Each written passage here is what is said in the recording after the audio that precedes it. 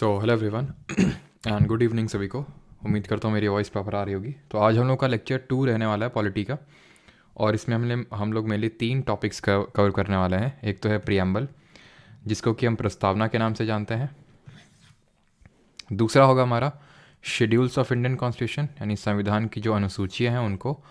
और हम कवर करने वाले हैं क्या, हम कवर करने वाले हैं सोर्सेज ऑफ इंडियन कॉन्स्टिट्यूशन, यानी कि हमने अपने संविधान में कौन सी चीज़ कहाँ से ली। ठीक है, एक बार कंफर्म करेंगे कि सारी चीज़ें प्रॉपर हैं।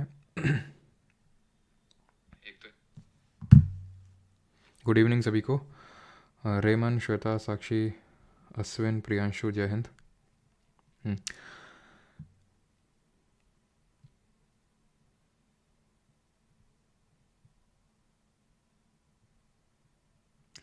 Please at least give 1 day in a week to cope. भाई क्या 1 दिन चाहिए? 2 दिन का गैप रहता तो है अजीत, 2 दिन का गैप रहता है सैटरडे संडे का आपको, इसीलिए तो ब्रेक मिलता है कि आप सारी चीज़ें अभी की रिवाइज़ कर सको इस वीक की, और बाकी अगर आपका पीछे का कुछ छूटा हुआ है तो आप रिवाइज़ कर सकते हो। बाकी ऐसा ज़रूरी भी नहीं कि आप एकदम साथ साथ ही चलो, साथ साथ ही सारी चीज़ें पैरेलली कवर करनी है। आप अगर 1-2 लेक्चर पीछे हो तो पहले इसको कंप्लीट कर लो, देन आगे बढ़ो। जैसे कि पॉलिटी है, पॉलिटी का जो लेक्चर 2 है आपको तभी ढंग से समझ में आएगा जब आप लेक्चर 1 कर लोगे अच्छे से, है ना। तो कोशिश ये क्या करो कि पीछे के लेक्चर्स को अच्छे से आप कवर कर लिया करें। तो चलिए स्टार्ट करते हैं हम लोग polity lecture 2 and will start with the preamble, प्रस्तावना। अभी प्रस्तावना है क्या, व्हाट इज़ द प्रियम्बल? तो preamble is like ID card of our constitution. It is like ID card of our constitution, यानी हमारे संविधान का एक ID कार्ड है। अब आईडी कार्ड क्या होता है? आइडेंटिटी कार्ड होता है। जैसे हमारा आईडी कार्ड है तो उसमें नाम लिखा हुआ है, ठीक है, नाम लिखा हुआ है, डेट ऑफ बर्थ लिखी हुई है, और बाकी थोड़ी 2-3 डिटेल्स लिखी रहती हैं। तो उससे हमें ये पता चल जाता है कि उस पर्सन के बारे में क्या बेसिक चीज़ें हैं, सब कुछ तो नहीं लेकिन हाँ काफ़ी चीज़ें हमें उससे पता चल जाती हैं। तो ये आईडी कार्ड है कॉन्स्टिट्यूशन का, ठीक है। और ये कहा था NA पालखी वाला ने, ठीक है। तो एक क्वेश्चन तो यहीं से बन जाता है कि ID card of constitution preamble को किसने बोला? तो NA पालखी वाला ने बोला था। इसको पॉलिटिकल हॉरोस्कोप बोला, ठीक है, इसको पॉलिटिकल हॉरोस्कोप बोला। अब हॉरोस्कोप क्या होता है? हॉरोस्कोप का मतलब होता है जैसे कि आपने छोटी सी चीज़ से आप देखते हो और आपका पूरा पूरा सारी चीज़ें दिख जाती हैं। जैसे कि फॉर एग्जांपल आपने एक छोटे से छेद से कुछ कहीं आपने जैसे झांकते हो और उससे सारी चीज़ें आपको दिखने लगती हैं, वो है हमारा प्रियम्बल, ठीक है। यानी कि आपको इसको पढ़ के, इसको देख के पूरा कॉन्स्टिट्यूशन ऑफ इंडिया पता चल जाएगा। ये बोला था KM मुंशी जी ने। अभी मुंशी जी कौन है ज़रा बताइए। इन मुंशी जी के बारे में हम लोगों ने कल कुछ चीज़ें पढ़ी थी, ज़रा वो बताइए कि मुंशी जी के रिगार्डिंग हमने क्या क्या चीज़ें पढ़ी थी। तो मुंशी जी के रिगार्डिंग मैंने आपको एक तो कमेटी बताई थी कि एक तो ये किस कमेटी के मेंबर थे, और दूसरी चीज़ ये है कि ये एक कमेटी के हेड भी थे। वो एक माइनर कमेटी थी, बिकॉज हमने कल देखा था कॉन्स्टिट्यूशन को बनाने के लिए, संविधान को बनाने के लिए टोटल हमारी 22 या फिर 21 कमेटी बनती है, 8 मेजर और 13 माइनर। तो मुंशी जी हेड कर रहे थे बिजनेस एडवाइजरी कमेटी को, एक तो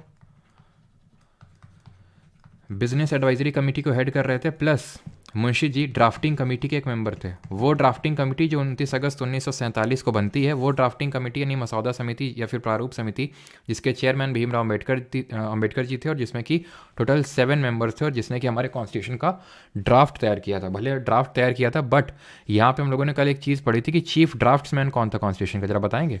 who was the chief draughtsman of the constitution? अब ये प्रियम्बल एक्चुअल में हम लोगों ने कल सबसे पहले यही देखा था कि भाई 9 दिसंबर 1946 को पहली मीटिंग हुई थी कॉन्स्टिट्यूएंट असेंबली की, संविधान सभा की, संविधान को बनाने के लिए।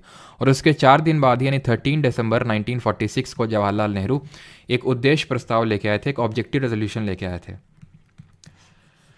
ये जो ऑब्जेक्टिव रेजोल्यूशन है, जिसको कि जवाहरलाल नेहरू 13 दिसंबर 1946 को कॉन्स्टिट्यूएंट असेंबली के सामने प्रेजेंट किए थे, इसको 22 जैन 1947 को अडॉप्ट किया था हमारी कॉन्स्टिट्यूएंट असेंबली ने, ठीक है। इट वॉज अडॉप्टेड, यहाँ पे मैं लिख देता हूँ, इट वॉज अडॉप्टेड। बाकी तो सारी चीज़ें कल के नोट्स में लिखी होंगी। यही बाद में जाके प्रियम्बल बनता है, देश का प्रस्तावना बनता है। लेकिन अब ये जो नेहरू जी ने प्रेजेंट किया था ऑब्जेक्टिव रेजोल्यूशन, ये कॉन्स्टिट्यूशन बनाने से पहले ही सबको प्रेजेंट कर दिया गया था कि हमारा कॉन्स्टिट्यूशन किस तरह का होना चाहिए। वो ऑब्जेक्टिव रेजोल्यूशन में चीज़ें थीं, लेकिन जो हमारे देश का प्रियम्बल है, यानी कि जो प्रस्तावना है, वो जब हमारा पूरा संविधान बन गया था उसके बाद बना था। यानी कि it was formulated after the entire constitution was made, ठीक है। जो हमारी संविधान की किताब है, जब वो पूरा बन के तैयार हो गया था, बिकॉज हमने कल देखा था कि ये हमारा इंडिया का जो constitution, it is the largest written constitution of any world. ठीक है, लार्जेस्ट रिटन कॉन्स्टिट्यूशन है, सबसे बड़ा लिखित संविधान है। कमेंट में आप ये बताइए कि इसको बनाने में टोटल समय कितना लगा था।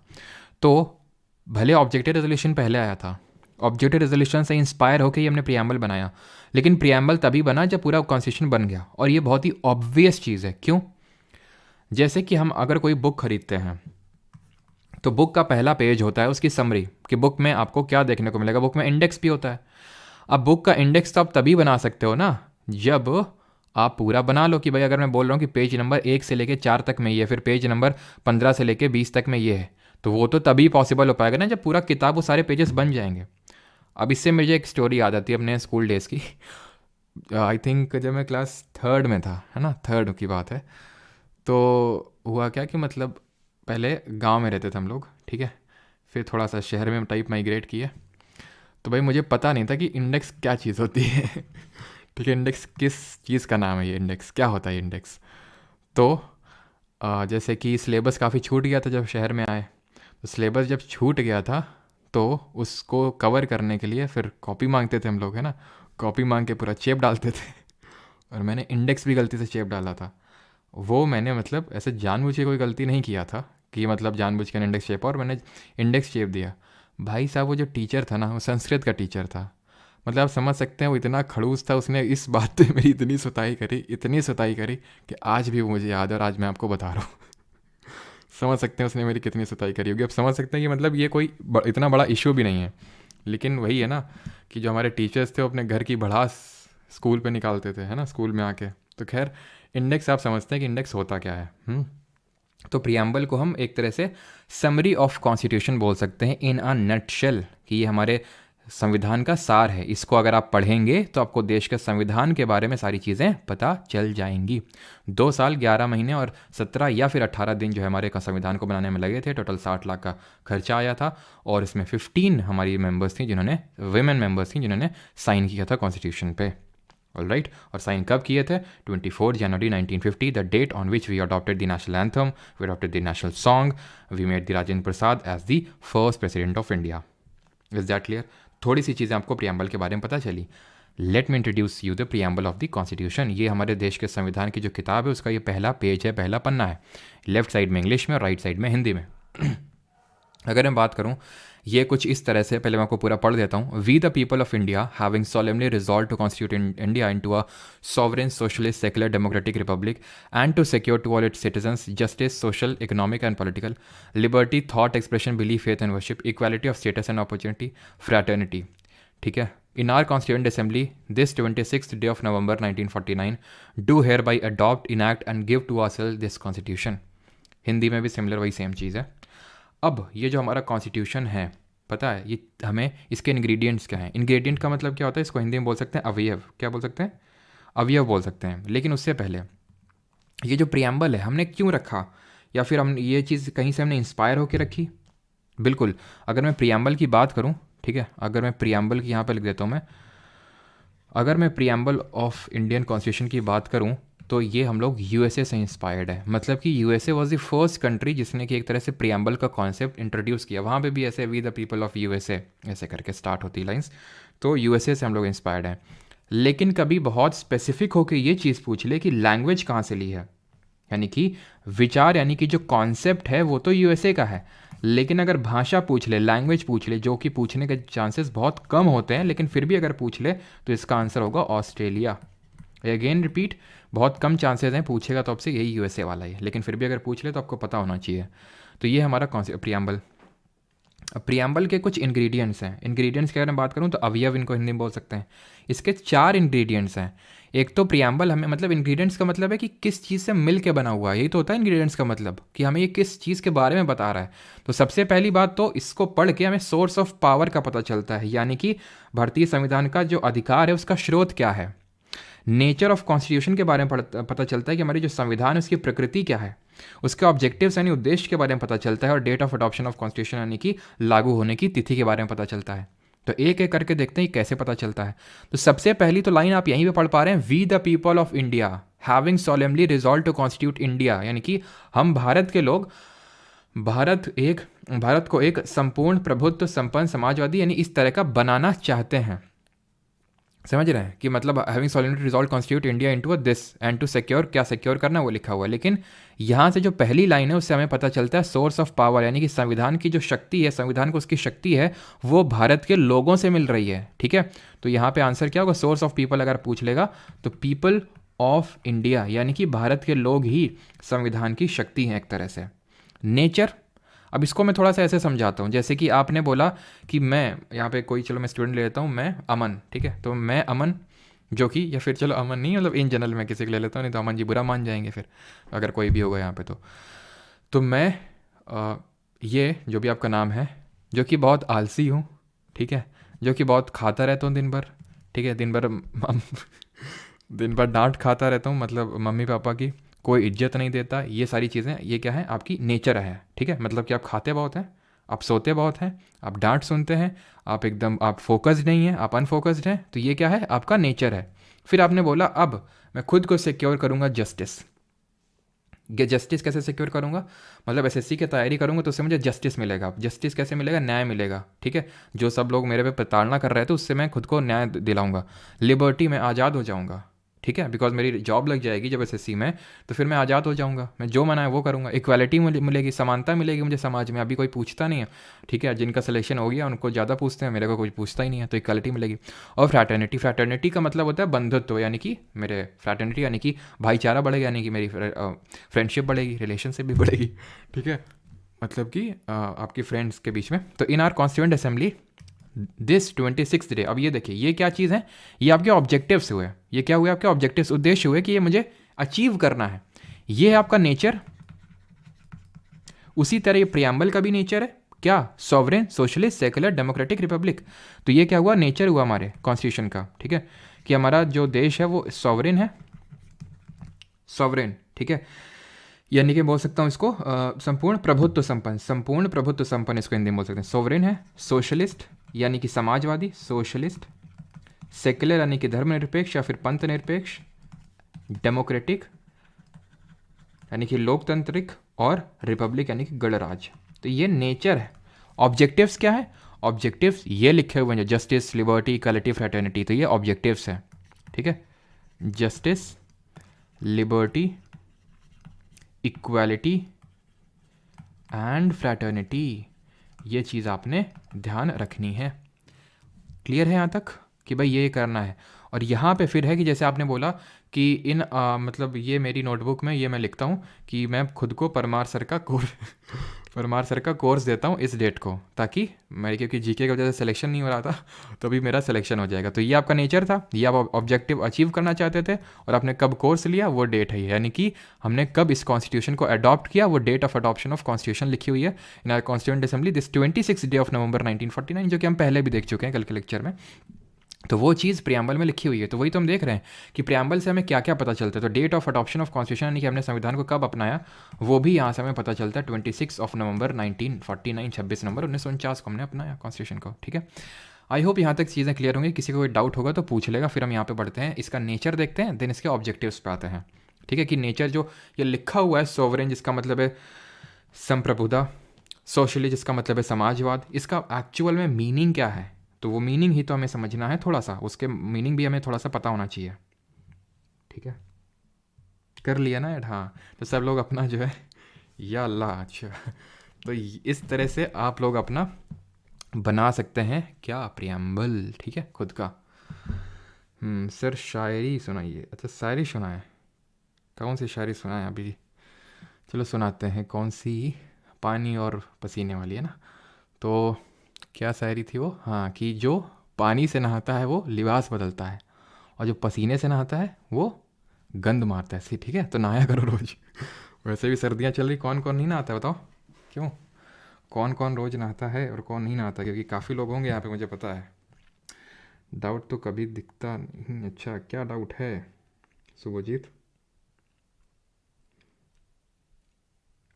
हम पेड स्टूडेंट है, लेकिन IQ सीरीज़ PDF लॉक है, वो अनलॉक हो जाएगी। ठीक है, चिंता न करिए, अनलॉक हो जाएगी। ऑलराइट, चलो।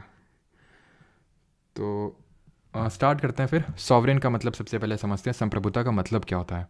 तो संप्रभुता का मतलब होता है कि वी आर एक तरह से इंडिपेंडेंट। तो जब भारत आज़ाद हुआ तो उसका मतलब क्या आज़ाद हुआ कि भाई कोई और ऊपर हमारे अथॉरिटी नहीं है जो हमको डायरेक्शंस देगे कि आप ये करो ये ना करो, ठीक है। तो कल भी मैंने आपको बताया था कि जो हमने कॉमनवेल्थ की मेंबरशिप रैटिफाई करी थी वो अपने विल से करी थी। जरा बताइए कब करी थी, यानी कि इसका मतलब ये हो गया कि कोई भी डिसीजन लेने के लिए, यानी समस्त निर्णय लेने के लिए हम स्वतंत्र हैं उसके लिए, ठीक है। और कोई भी बाहरी दबाव नहीं है हम पे, ठीक है, कोई भी एक्सटर्नल हम पे प्रेशर नहीं है। उसका सोवरेन का मतलब ये है। लिखने की कोई ज़रूरत नहीं है, वैसे तो आपको नोट्स मिलेंगे जो लोग बैच में हैं, और जो लोग नहीं हैं उनको अगर समझने के लिए नोट करना है, नहीं समझ में आया तो आप नोट कर सकते हैं। सोशलिस्ट की अगर बात करें तो इसका मतलब होता है क्या, समाजवाद। समाजवाद मतलब जैसे कि अगर हम जब इकोनॉमिक्स पढ़ेंगे तो वहाँ देखेंगे कि डिफरेंट फॉर्म्स ऑफ इकोनॉमी होती हैं। जैसे एक होती है कैपिटलिस्ट इकोनॉमी जिसको हम बोलते हैं पूंजीवाद। पूंजीवाद वो होता है जैसे यूएसए फॉर एग्जांपल, तो वहाँ पे जो मेन गोल रहता है, टारगेट रहता है, दैट इज़ वेल्थ क्रिएशन, पैसा बनाना है हमको। क्या बनाना है, पैसा, ठीक है। तो वो कैपिटलिस्ट इकोनॉमीज होती हैं। एक होती है सोशलिस्ट इकोनॉमी। सोशलिस्ट इकोनॉमी वो होती हैं कि भाई हमें समाज को देखना है, सभी के पास थोड़ा मतलब ऐसा मतलब समाज में बहुत ज़्यादा डिवीजन ना हो और हर तबके के पास कुछ ना कुछ हो, that is called as socialism. Capitalist society में गरीब को क्या हो रहा है ज़्यादा उतना फ़र्क रखती नहीं है सरकार, लेकिन सोशलिस्ट में मेन टारगेट रहता है गरीब पे, कि गरीब को राशन देना है, गरीब को उसके लिए सारी चीज़ें करनी है, वो सोशलिस्ट इकोनॉमी है। दोनों ही अगर हम देखें, कुछ उस कैपिटलिज्म के भी कुछ प्रोज एंड कॉन्स हैं, सोशलिज्म के बीच कुछ प्रोज एंड कॉन्स हैं। जैसे फॉर एग्जांपल कैपिटलिज्म में ये है कि मतलब जब खूब सारा पैसा हो जाएगा तो अपने आप लोगों में बटेगा वो, लेकिन ये रहता है कि कई बार जो इनइक्वालिटी वो बहुत ज़्यादा बढ़ जाती है कैपिटलिज्म में, कि कोई बहुत ज़्यादा रिच और कोई बहुत ज़्यादा पुअर। सोशलिस्ट में क्या होता है कि इसमें ये होता है कि हाँ भाई इक्वालिटी, इनइक्वालिटी उतनी ज़्यादा नहीं है और सबका ध्यान रखा जा रहा है, लेकिन ये है कि भाई वेल्थ ही नहीं क्रिएट हो रही है, जॉब ही नहीं है लोगों के पास। जैसे इंडिया में अगर बात करें, इंडिया जैसे यूएसए है, तो यूएसए क्यों इतना वो है मतलब डेवलप्ड है, क्योंकि वहाँ पे मेन ये फोकस किया जाता है कि भाई वेल्थ क्रिएशन पे लोग वहाँ पे, जैसे इंडिया में ये हाश ट्रूथ है जो भी आप मानो कि लोग जॉब की तरफ भागते हैं ज़्यादा, गवर्नमेंट जॉब की तरफ। क्यों, उसका भी रीज़न है, क्योंकि उतना ज़्यादा, जैसे कि अभी तो चलो ठीक भी हो गया, लेकिन जब आज़ाद हुए थे पोस्ट इंडिपेंडेंस, तो इतने ज़्यादा लिमिटेशंस लगे हुए थे कोई भी बिज़नेस करने में कि लोग बिज़नेस की तरफ जाने ही नहीं चाहते थे, ठीक है। तो वो सोशलिस्ट का एक कॉन्स होता है, लेकिन फिर धीरे धीरे अभी हम मिक्स्ड इकोनॉमी की तरफ बढ़े, ठीक है। तो इंडिया जो है एक मिक्स्ड, हम बोल सकते हैं सोशलिज्म, या फिर इसी को हम बोलते हैं मिक्स सोशलिज्म, या फिर मिक्स्ड इकोनॉमी, या फिर मिक्स सोशलिज्म, या फिर इसी को हम बोल सकते हैं डेमोक्रेटिक सोशलिज्म। इसी को हम बोलते हैं डेमोक्रेटिक सोशलिज्म, यानी कि लोकतांत्रिक समाजवाद। यानी कि इसमें सोशलिस्ट भी कुछ एलिमेंट्स और कैपिटलिज्म के बीच कुछ यहाँ पे एलिमेंट है, तो इसको मिक्स्ड इकोनॉमी बोल सकते हैं हम लोग, ठीक है। सेक्युलर की अगर बात करें तो इसका मतलब होता है धर्मनिरपेक्ष या फिर पंथनिरपेक्ष। इसका सिंपल सा एक मतलब है कि the country has no particular religion associated with it. पूरे विश्व में पाकिस्तान पहला ऐसा देश था जिसने खुद को इस्लामिक घोषित किया। इस्लामिक स्टेट ऑफ पाकिस्तान वो बोलता है, इस्लामिक स्टेट ऑफ पाकिस्तान, यानी वहाँ पे इस्लाम धर्म को मान्यता दी है। इंडिया में सारे धर्मों को मान्यता मिली हुई है, तो हम सेक्युलर हैं, समाजवादी हैं, ठीक है। क्लियर है ये चीज़, आगे बढ़ते हैं। डेमोक्रेटिक की अगर बात करें तो लोकतांत्रिक है हम लोग। लोकतांत्रिक का मतलब क्या है, डेमोक्रेसी को बहुत अच्छे से, लोकतंत्र को बहुत अच्छे से डिफाइन किया था अब्राहम लिंकन ने। तो अब्राहम लिंकन ने क्या डेफिनेशन दी थी डेमोक्रेसी की, उन्होंने ये डेफिनेशन दी थी गवर्नमेंट ऑफ द पीपल, ठीक है। उन्होंने डेफिनेशन दी थी, ये लिखने की ज़रूरत नहीं है, गवर्नमेंट ऑफ द पीपल, पूछा भी जा सकता है, ऐसा कोई वो नहीं है, लेकिन आई होप ये पता होंगी चीज़ें आपको। तो government of the people, government by the people and government for the people, यानी लोगों के लिए सरकार, लोगों के द्वारा सरकार और लोगों की सरकार, ठीक है। तो ये अब्राहम लिंकन ने डेमोक्रेसी की को डिफाइन किया, तो जो कोई हम इन जनरल भी डेमोक्रेसी की डेफिनेशन समझ सकते हैं। डेमोक्रेसी दो तरह की होती है, एक होती है डायरेक्ट डेमोक्रेसी और एक होती है इनडायरेक्ट, यानी कि इसको बोल सकते हैं डायरेक्ट को प्रत्यक्ष हिंदी में, और इनडायरेक्ट को बोल सकते हैं अप्रत्यक्ष। अभी डायरेक्ट और इनडायरेक्ट में डिफरेंस क्या होता है, तो डायरेक्ट डेमोक्रेसी जैसे भारत में अगर बात करें इनडायरेक्ट है, इंडिया में इनडायरेक्ट है। डायरेक्ट अगर बात करें तो जैसे स्विट्ज़रलैंड जैसी कंट्रीज़ जहाँ पे पॉपुलेशन एक तो बहुत ज़्यादा नहीं है और है भी तो बहुत ही हाईली एजुकेटेड है, तो वो लोग क्या करते हैं, डायरेक्टली लॉ मेकिंग में पार्टिसिपेट करते हैं, तो उसको हम बोलते हैं direct democracy, directly law making. जैसे अभी आपको पता है कि हमारे ट्रक ड्राइवर्स प्रोटेस्ट पे हैं, ठीक है, प्रोटेस्ट कर रहे हैं। अभी तो आई थिंक हटा लिया उसको थोड़े टाइम के लिए, तो अभी प्रोटेस्ट में थे। क्यों, बिकॉज हमने देखा कि किस तरह से नए लॉ क्रिएट हुए, जो हमारे पुराने लॉज थे उनको रिप्लेस करके नए लॉज आए। तो ये इंडिया में हुआ। इंडिया में क्या हुआ कि जो पार्लियामेंटेरियंस थे उन्होंने अपने आप से पास कर लिया। कोई भी लॉ बनता है पार्लियामेंट देश के संसद में पास हो जाता है कि हमारे हमसे पूछ चलो ठीक है, पूछ लिया भी जाएगा जो इंपॉर्टेंट स्टेक होल्डर है, क्या हम उस पर पार्टिसिपेट करते हैं? यानी कि अगर मान लो कि हमसे क्या वोटिंग ली जाती है क्या? नहीं। लेकिन स्विट्ज़रलैंड जैसी कंट्रीज़ में होती है वोटिंग, वहाँ पे वोटिंग करवाई जाती है कि ये लॉ है, आपको सही हाँ या ना में आप वोट करो इस तरह से। तो उसको डायरेक्ट, जहाँ पे लोग डायरेक्टली डिफरेंट मेथड्स के थ्रू, जो कि रेफरेंडम होते हैं, प्लेबिसाइट होते हैं, वो सब हमें पढ़ने की ज़रूरत नहीं है, तो उनके थ्रू ये डेमोक्रेसी को में पार्टिसिपेट करते हैं directly. The last one is Republic. Republic का मतलब है गणराज।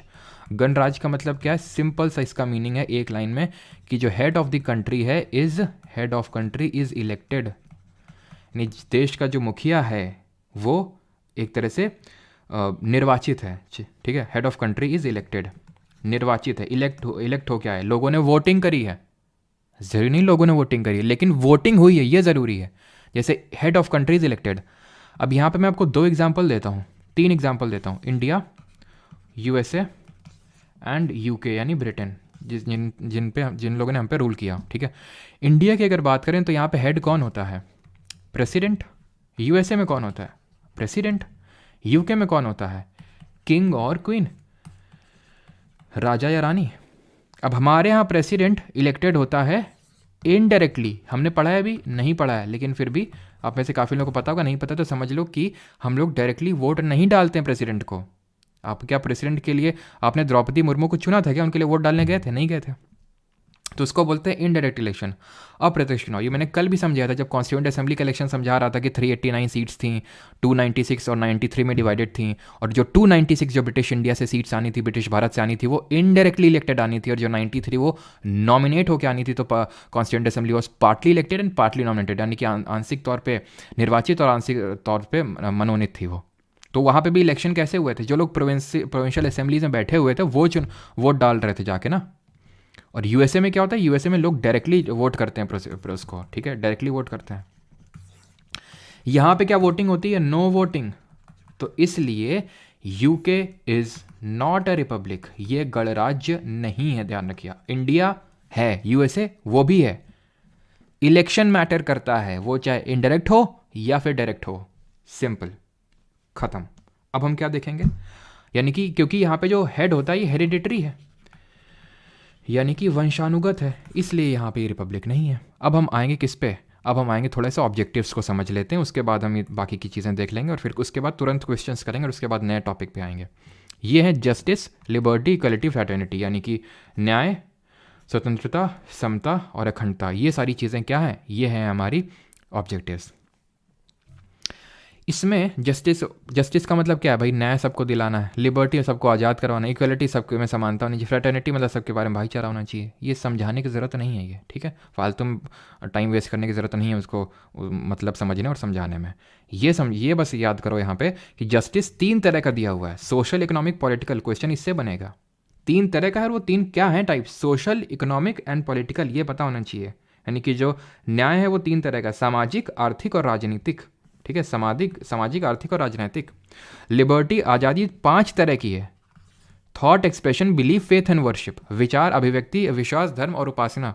कोई ट्रिक नहीं है, इसको 5-6 बार रिपीट करोगे तो अपने आप वो याद हो जाएगा। इक्वलिटी 2 तरह की है, स्टेटस की इक्वलिटी होनी चाहिए और अपॉर्चुनिटी की। स्टेटस की जैसे कि ऐसा नहीं होना चाहिए कि भाई इनका, जैसे ये महाराजा साहब हैं, ये महाराजा रंजीत सिंह के या फिर महाराणा प्रताप के ये वो हैं, ठीक है, मतलब डिसेंडेंट है, तो इनको ज़्यादा मतलब स्टेटस ऊपर रखा जाएगा, नहीं, सबको इक्वल है। अपॉर्चुनिटी, सबको इक्वल है, सबको, हर कोई गवर्नमेंट जॉब का फॉर्म भर सकते हैं, मतलब सबके लिए समानताएं हैं वो। तो इक्वलिटी 2 कैटेगरीज की दी हुई है, स्टेटस एंड अपॉर्चुनिटी। फ्रैटर्निटी, बंधुत्व, तो एक ही तरह का है, और वो एक तरह क्या है? वो खुद फ्रैटर्निटी ही है। क्लियर ये चीज़? तो नेचर पढ़ लिया, ऑब्जेक्टिव पढ़ लिया। अभी आ जाते हैं the question, can preamble be amended and is preamble a part of the constitution? The answer is yes. लेकिन इसका पूरा हमें डेवलपमेंट पढ़ना है। डेवलपमेंट इन द सेंस कि सर्टेन केसेस हुए, और उसमें पहले सुप्रीम कोर्ट ने बोला कि इसको प्रियम्बल को अमेंड नहीं किया जा सकता है। जैसे कि फॉर एग्जांपल मैं आपको सबसे पहला केस अगर आपको बताऊं तो 1960 का एक केस है, बेरूबारी यूनियन केस। ये जो बेरूबारी यूनियन केस है 1960 का, इसमें सुप्रीम कोर्ट सेड व्हाट इसने कहा, ये याद करने की ज़रूरत नहीं है कि क्या कहा सुप्रीम कोर्ट ने, क्यों अभी बताता हूँ। तो सुप्रीम कोर्ट ने कहा preamble is not a part of constitution, is not a part of constitution, यानी कि संविधान का हिस्सा नहीं है। And hence it can not be amended, it can not be amended, यानी कि इसलिए इसमें संशोधन यानी कि अमेंडमेंट नहीं किया जा सकता है। बट इसने अपने इस डिसीजन को केबीसी केस में रिवर्स कर दिया। केबीसी मतलब कौन बनेगा करोड़पति, नहीं, केशव नंदा भारती केस। ये केस सबसे ज़्यादा इम्पॉर्टेंट केस है पूरी पॉलिटी में, बहुत इंपॉर्टेंट है, ये आगे भी आएगा, हम पढ़ेंगे इसके बारे में। 1973 में हुआ था। इसमें सुप्रीम कोर्ट ने बोला उल्टा, इसका उल्टा यानी कि मैं पूरा लिख नहीं रहा हूँ क्योंकि भाई सर्दी का टाइम है, हाथ ठंडे हैं एकदम से, ठीक है, तो लिखा जाता नहीं है, तो एकदम समझ लो कि preamble is a part of constitution and hence it can be amended, एकदम उल्टा। तो ये बात आती है क्या मतलब सुप्रीम कोर्ट क्या अपने बात से मुकर सकता है? बिल्कुल मुकर सकता है, सुप्रीम कोर्ट अपनी बात से बिल्कुल मुकर सकता है, लेकिन मुकरने के लिए उसको चाहिए हायर जजेस बेंच। यानी अगर मान लो कि इसमें 7 जजेस बैठे थे, तो अगर इसको रिवर्स करना है डिसीजन को, तो इससे ज़्यादा जजेस बैठने चाहिए, तो उस डिसीजन को रिवर्स किया जा सकता है। तो हमें क्या याद रखना है? प्रियम्बल कैन बी अमेंडेड और नॉट, हमें याद रखना हाँ, क्योंकि अभी लेटेस्ट में फिर उसके बाद एक और केस हुआ LIC versus union of India. LIC versus union of India case में इसको एकदम सेम, इसको क्या किया, जो चीज़ इसमें बोली थी KBC वाली में, उसको रीअफर्म किया, उसको फिर से सही बताया। तो फाइनली हमें याद रखना है कि preamble can be amended and it is a part of constitution, right. अब बात ये आती है कि ठीक है, उसमें संशोधन किया जा सकता है, क्या इसमें कभी संशोधन किया गया है? हाँ, preamble has been amended once, preamble has been amended once, इसको एक बार अमेंडमेंट, इस पर एक बार संशोधन किया जा चुका है, और वो अमेंडमेंट है आपका अमेंडमेंट नंबर 47, यानी कि जो 42 नंबर का जो संविधान संशोधन था, जो कि 1976 में हुआ था, ठीक है, और जिसको कि हम मिनी कॉन्स्टिट्यूशन के नाम से जानते हैं। अब मिनी कॉन्स्टिट्यूशन क्यों जानते हैं 42nd अमेंडमेंट को? क्योंकि इसने बहुत सारी चीज़ों को चेंज किया था हमारे कॉन्स्टिट्यूशन में, इसलिए इसको मिनी कॉन्स्टिट्यूशन बोलते हैं। तो 1976 में अमेंडमेंट होता है, जहाँ पे 3 new words were added, 3 new words were added, यानी कि 3 नए शब्द जोड़े गए थे इसमें। वो 3 नए शब्द क्या थे? आई से इंटेग्रिटी, ठीक है, क्या कुछ और तो नहीं समझ लिए थे? इंटेग्रिटी, सोशलिस्ट, ठीक है, एंड सेक्युलर। तो ये 3 शब्द को जोड़ा गया था। इसको आप कैसे याद कर सकते हो? सिस से याद कर सकते हो, जैसे नहीं ब्रो सिस, आप लोग बहुत ज़्यादा करते हैं ब्रो सिस, तो ऐसे ही ऐसे सेक्युलर, आई से इंटेग्रिटी और ऐसे सोशलिस्ट। अब एग्जामिनर आपको 100%, जब ये क्वेश्चन पूछेगा ना, तो ऑप्शन में 100% सोवरेन ज़रूर होगा, यानी संप्रभुता ज़रूर होगा। तो ये नहीं है, ये originally it was a part of constitution, it was originally. चलो एक क्वेश्चन पूछते हैं आपसे, ठीक है। क्वेश्चन ये लिखिए, क्वेश्चन है आपके लिए कि विच ऑफ द फॉलोइंग वर्ड्स, क्या हो गया इसको, क्वेश्चन आपके लिए विच ऑफ द फॉलोइंग वर्ड्स, इनमें से कौन सा शब्द, विच ऑफ द, मैं पूरा लिख नहीं रहा हूँ, सुन लो, which of the following words is not a part, which was not originally the part, या फिर चलो मैं इस तरह से रिफ्रेम करता हूँ, विच of the following words was not originally the part of Indian constitution, इनमें से कौन सा शब्द मूलतः जो प्रियम्बल या प्रस्तावना का हिस्सा नहीं था?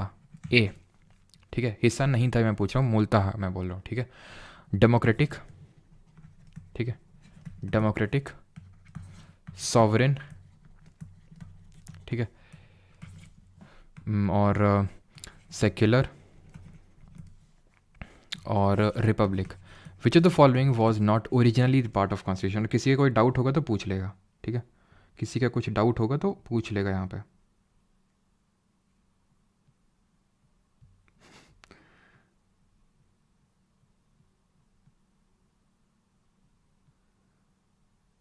बिल्कुल सही है सभी का। तो आंसर क्या होगा? सेक्युलर, बिकॉज सोशलिस्ट, सेक्युलर और इंटेग्रिटी को बाद में जोड़ा गया था, they were not originally the part of constitution. And the final thing जो इसमें चीज़ आपको पढ़नी है पूरे प्रियम्बल में, कि प्रियम्बल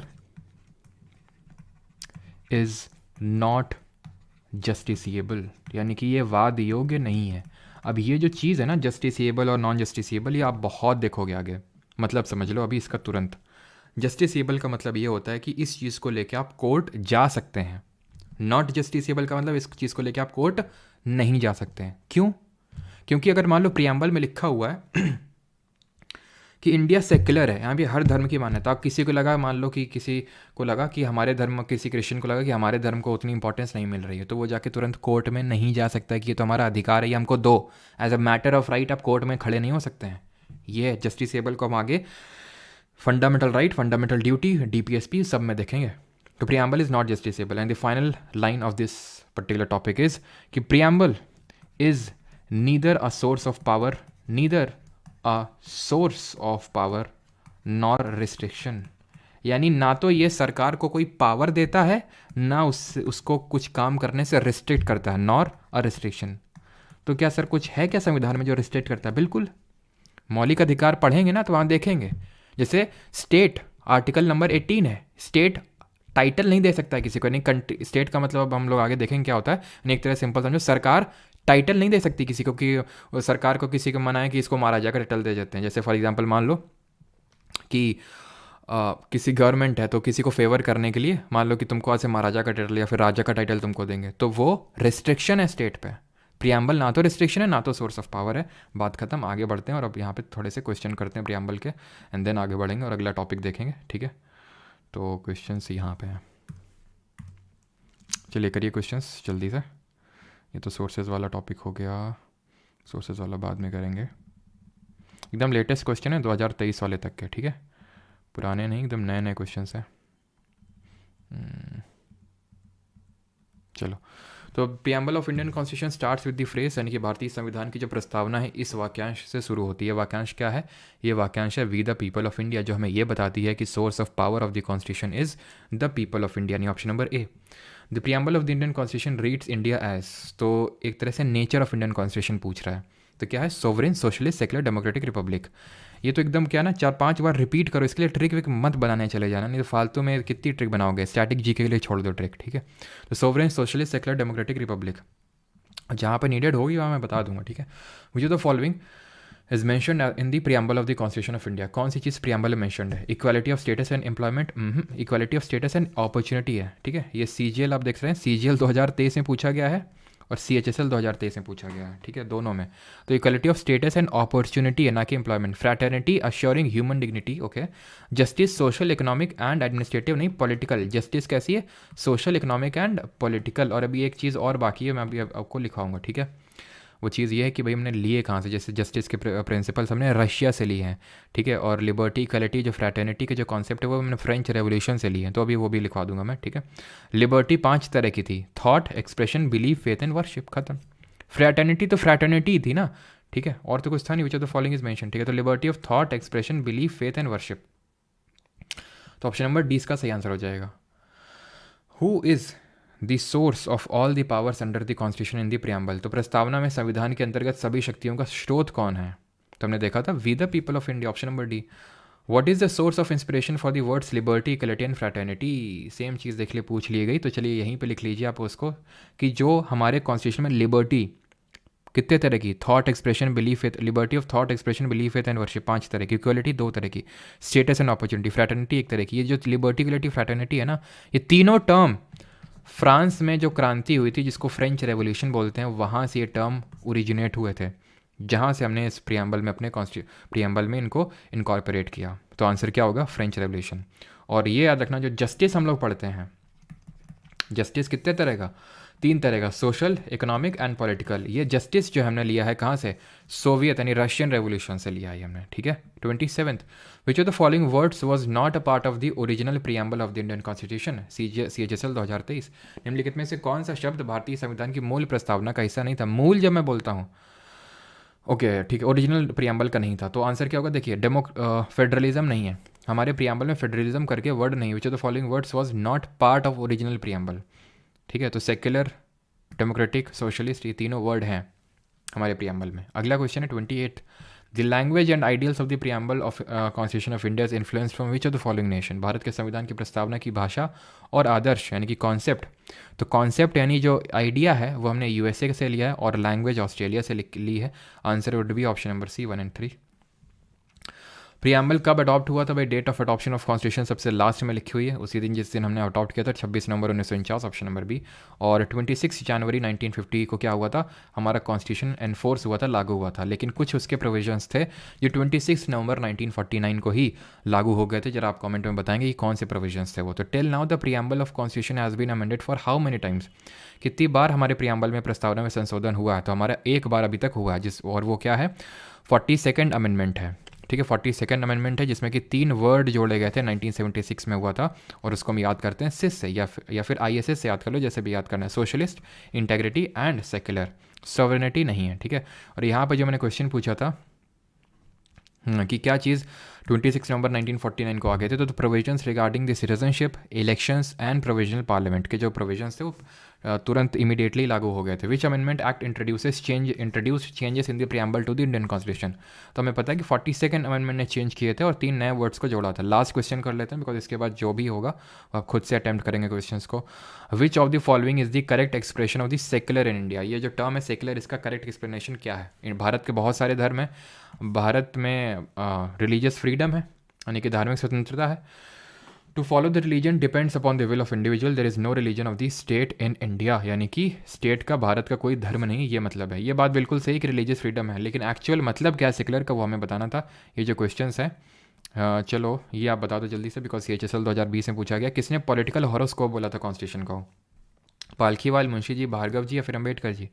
तो हमने देखा था कि NA पालखीवाला ने बोला था ID कार्ड, यानी that is identity card of constitution बोला था। मुंशी जी ने इसको हॉरोस्कोप बोला था। ठीक है, और अब हम शेड्यूल करेंगे। और एक क्वेश्चन और कर लीजिए जल्दी से। कितने तरह का जस्टिस दिया हुआ? How many types of justice are mention in the preamble? प्रस्तावना में कितने प्रकार के न्यायों का उल्लेख है? तो जस्टिस कितने तरह के हैं? 3 तरह के, social, economic and political. Equality है 2 तरह की, लिबर्टी है 5 तरह की, और फ्रैटर्निटी सिर्फ 1 तरह की है। ठीक है, चलिए अभी आते हैं अपने अगले टॉपिक पे, and that is what, that is the schedules of Indian constitution. यहाँ तक किसी को डाउट होगा तो पूछ लेगा। और एक चीज़ कि वो चीज़ आप नोट कर लेंगे जो मैंने आपको बोली थी कि लिबर्टी, इक्वलिटी और फ्रैटर्निटी का जो कॉन्सेप्ट हैं वो हमने फ्रेंच रेवोल्यूशन से, फिर फ्रांस से लिए हैं। ठीक है, और जस्टिस के जो प्रिंसिपल्स हैं वो रशिया से लिए हैं।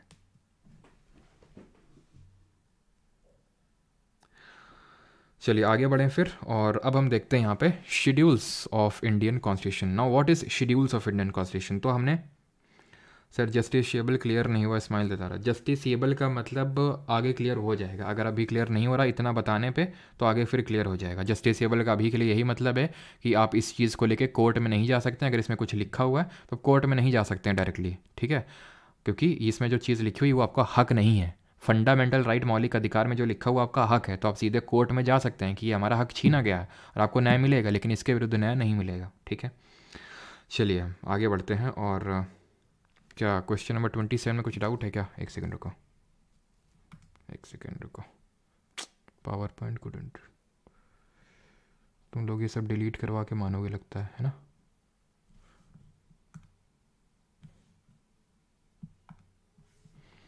एक सेकंड,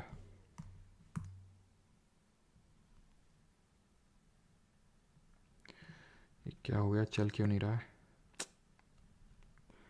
बोला मीम याद आ रहा, क्या हो गया भाई? ये क्या हो रहा है? एक सेकंड,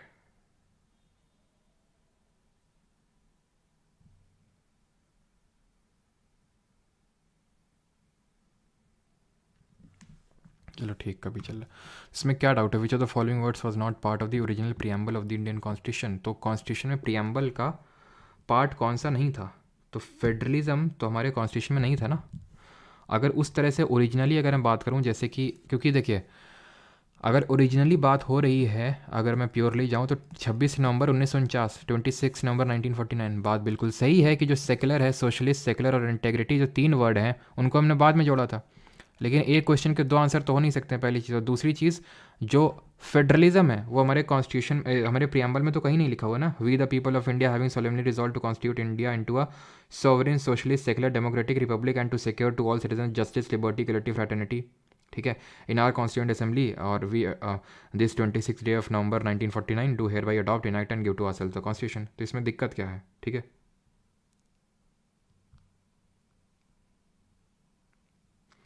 ए क्यों होगा?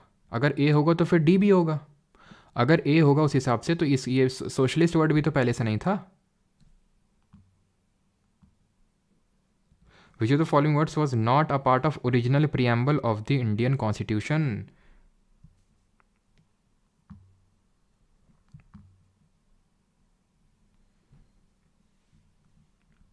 अब ये क्वेश्चन सर CHSL 2023 का है, ठीक है, और ऐसे ही मतलब ऑप्शंस हैं इसमें, जितना मुझे पता है कि कोई चेंजेस तो हुए नहीं होंगे, ठीक है। और अगर सेकुलर होगा तो फिर उस हिसाब से सोशलिस्ट भी होगा। वो मेरे दिमाग में भी आया था कि भाई ओरिजिनल है, ओरिजिनल का मतलब है 26 नवंबर 1949, और तब ना तो सेकुलर था ना तो सोशलिस्ट था, ठीक है। तो फिर उस हिसाब से तो ए और डी भी होगा, ठीक है, उस हिसाब से तो फिर ए और डी भी होगा। लेकिन अगर मुझे चुनना होगा तो फिर मैं बी को ही चुनूंगा, क्योंकि वो तो पार्ट ही नहीं है कॉन्स्टिट्यूशन का, सिंपल। तो अगर मतलब दिमाग लगा रहे हैं तो फिर पूरा दिमाग लगाइए थोड़ा सा नहीं। चलिए आगे बढ़ते हैं और शेड्यूल्स ऑफ इंडियन कॉन्स्टिट्यूशन देखते हैं। शेड्यूल्स हैं क्या? तो हमने संविधान की किताब पहले तो बना ली कल, आज पहला पन्ना देखा तो प्रियम्बल था। आज जब हम आगे बढ़ेंगे तो उसमें सबसे हमें शेड्यूल्स मिलते हैं। शेड्यूल्स वो चीज़ हैं, अनुसूचियाँ बोलते हैं इनको हिंदी में। तो अनुसूचियाँ वो चीज़ हैं जिस विच कंटेन एक्स्ट्रा इन्फॉर्मेशन। अगर मैं इसको आपको डिफाइन करूं कि हैं क्या, तो these contain some extra information which is not contained in the articles of the constitution. यानी कि हम आगे कल से पढ़ेंगे, हमारे अनुच्छेद चालू हो जाएंगे, आर्टिकल स्टार्ट हो जाएंगे, ठीक है, हमारे आर्टिकल स्टार्ट हो जाएंगे। और आर्टिकल्स में जो चीज़ नहीं लिखी हुई है वो शेड्यूल्स में मैंशनड है। तो एक्स्ट्रा चीज़ जो है वो शेड्यूल्स में मैंशनड है, तो वो है शेड्यूल्स, ठीक है। अगर मैं शेड्यूल की बात करूँ तो ओरिजिनली का मतलब है कि 26 नवंबर 1949 को टोटल 8 शेड्यूल्स थे, 8 अनुसूचियाँ थीं। बट अगर हम बात करें एट प्रेजेंट, यानी कि मौजूदा समय में कितनी अनुसूचियाँ हैं, तो एट प्रेजेंट 12 अनुसूचियाँ, टोटल 12 शेड्यूल्स हैं। क्लियर? तो यानी कि हर जो 9वीं 10वीं 11वीं और 12वीं को किसी ना किसी अमेंडमेंट यानी संशोधन से जोड़ा गया, और वो कौन से अमेंडमेंट थे वो हम आगे अभी देखेंगे, ठीक। तो चलिए, ये शेड्यूल्स की पूरी लिस्ट है और इसमें हमें पढ़ना है कि किस शेड्यूल में क्या चीज़ दी हुई है। ये हिंदी में लिखा हुआ है। अब इसको हम याद करने के लिए एक इस्तेमाल करेंगे ट्रिक का, ठीक है। तो यहाँ हम लोग ट्रिक खेलेंगे। तो यहाँ पे सबसे पहला ये ट्रिक है tears of old PM. Trick है आपकी टीयर्स ऑफ ओल्ड मॉन्क नहीं पीएम, ठीक है। तो यानी कि बूढ़े प्रधानमंत्री के जो आंसू हैं, ठीक है, तो उनको आज हम पूछेंगे। तो TEAR, ठीक है, आर तक कर लें, यहाँ तक, ठीक है, फिर अगले उसमें स्लाइड में कर लेंगे। टी से यहाँ स्टैंड्स फॉर इंडिया का टेरिटोरियल एक्सटेंशन, यानी कि और उसका territorial extent and jurisdiction. Bharat कहाँ तक फैला हुआ है और उसका क्षेत्राधिकार कहाँ तक है, ये है पहले वाले में। तो टी से टेरिटोरियल एक्सटेंट और जुरिस्डिक्शन हो जाएगा, देख लीजिए।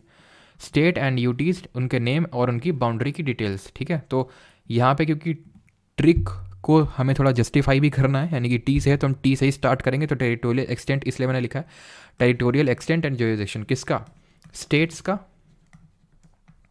एंड यूटीज का, ठीक है। क्लियर है? टी से याद हो गया। हिंदी में देख सकते हैं राज्यों और संघ उनके क्षेत्रों का वर्णन दिया हुआ है, ठीक है। ई से क्या है? ई स्टैंड्स फॉर एमोल्यूमेंट्स। एमोल्यूमेंट्स का मतलब क्या होता है? यहाँ पे एमोल्यूमेंट्स तो कहीं लिखा ही नहीं हुआ है। एमोल्यूमेंट्स का मतलब होता है भत्ता, सैलरी, अलाउंस। तो ट्रिक को जस्टिफाई करने के लिए उसको हमने ई से। अब जस्टिफाई का दैट डजंट मीन कि ई का मतलब अलाउंस, मतलब इसका जो का एमोल्यूमेंट है उसका मतलब सैलरी नहीं होता, फिर अलाउंस नहीं होता। मीनिंग सेम ही है, ठीक है, मीनिंग सेम ही है उसका।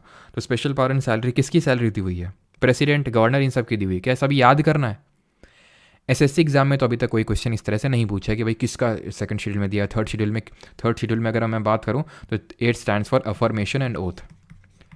अफर्मेशन एंड ओथ यानी इसमें शपथ के बारे में दिया हुआ है। तो किसकी शपथ है वो लिखा हुआ है यहाँ पे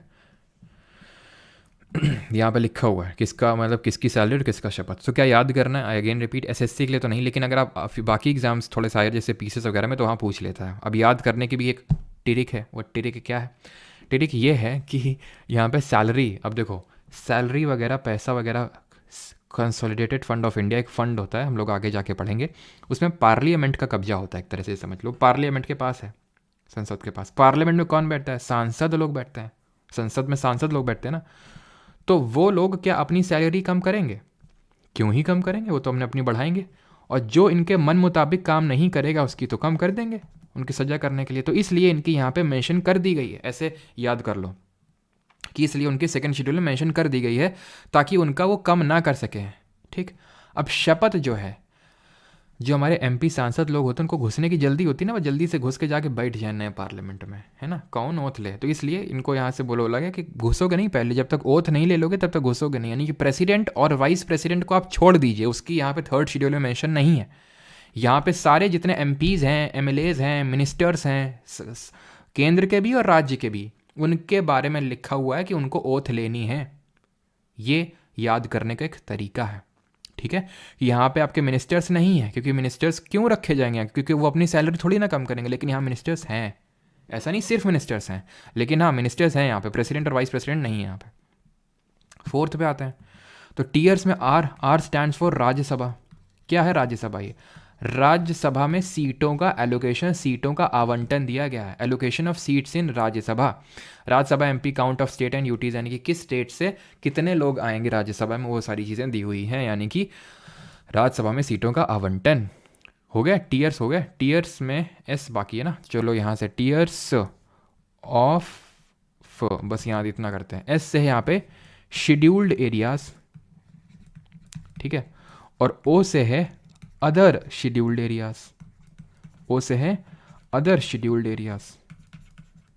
तो चलिए देखते हैं क्या है शेड्यूल्ड एरियाज और अदर शेड्यूल्ड एरियाज। तो यहाँ पे ध्यान से देखिए, शेड्यूल्ड एरिया एंड शेड्यूल जो ट्राइब्स हैं उनका एडमिनिस्ट्रेशन, यानी कि उनका प्रशासन किस तरह से होगा वो दिया हुआ है।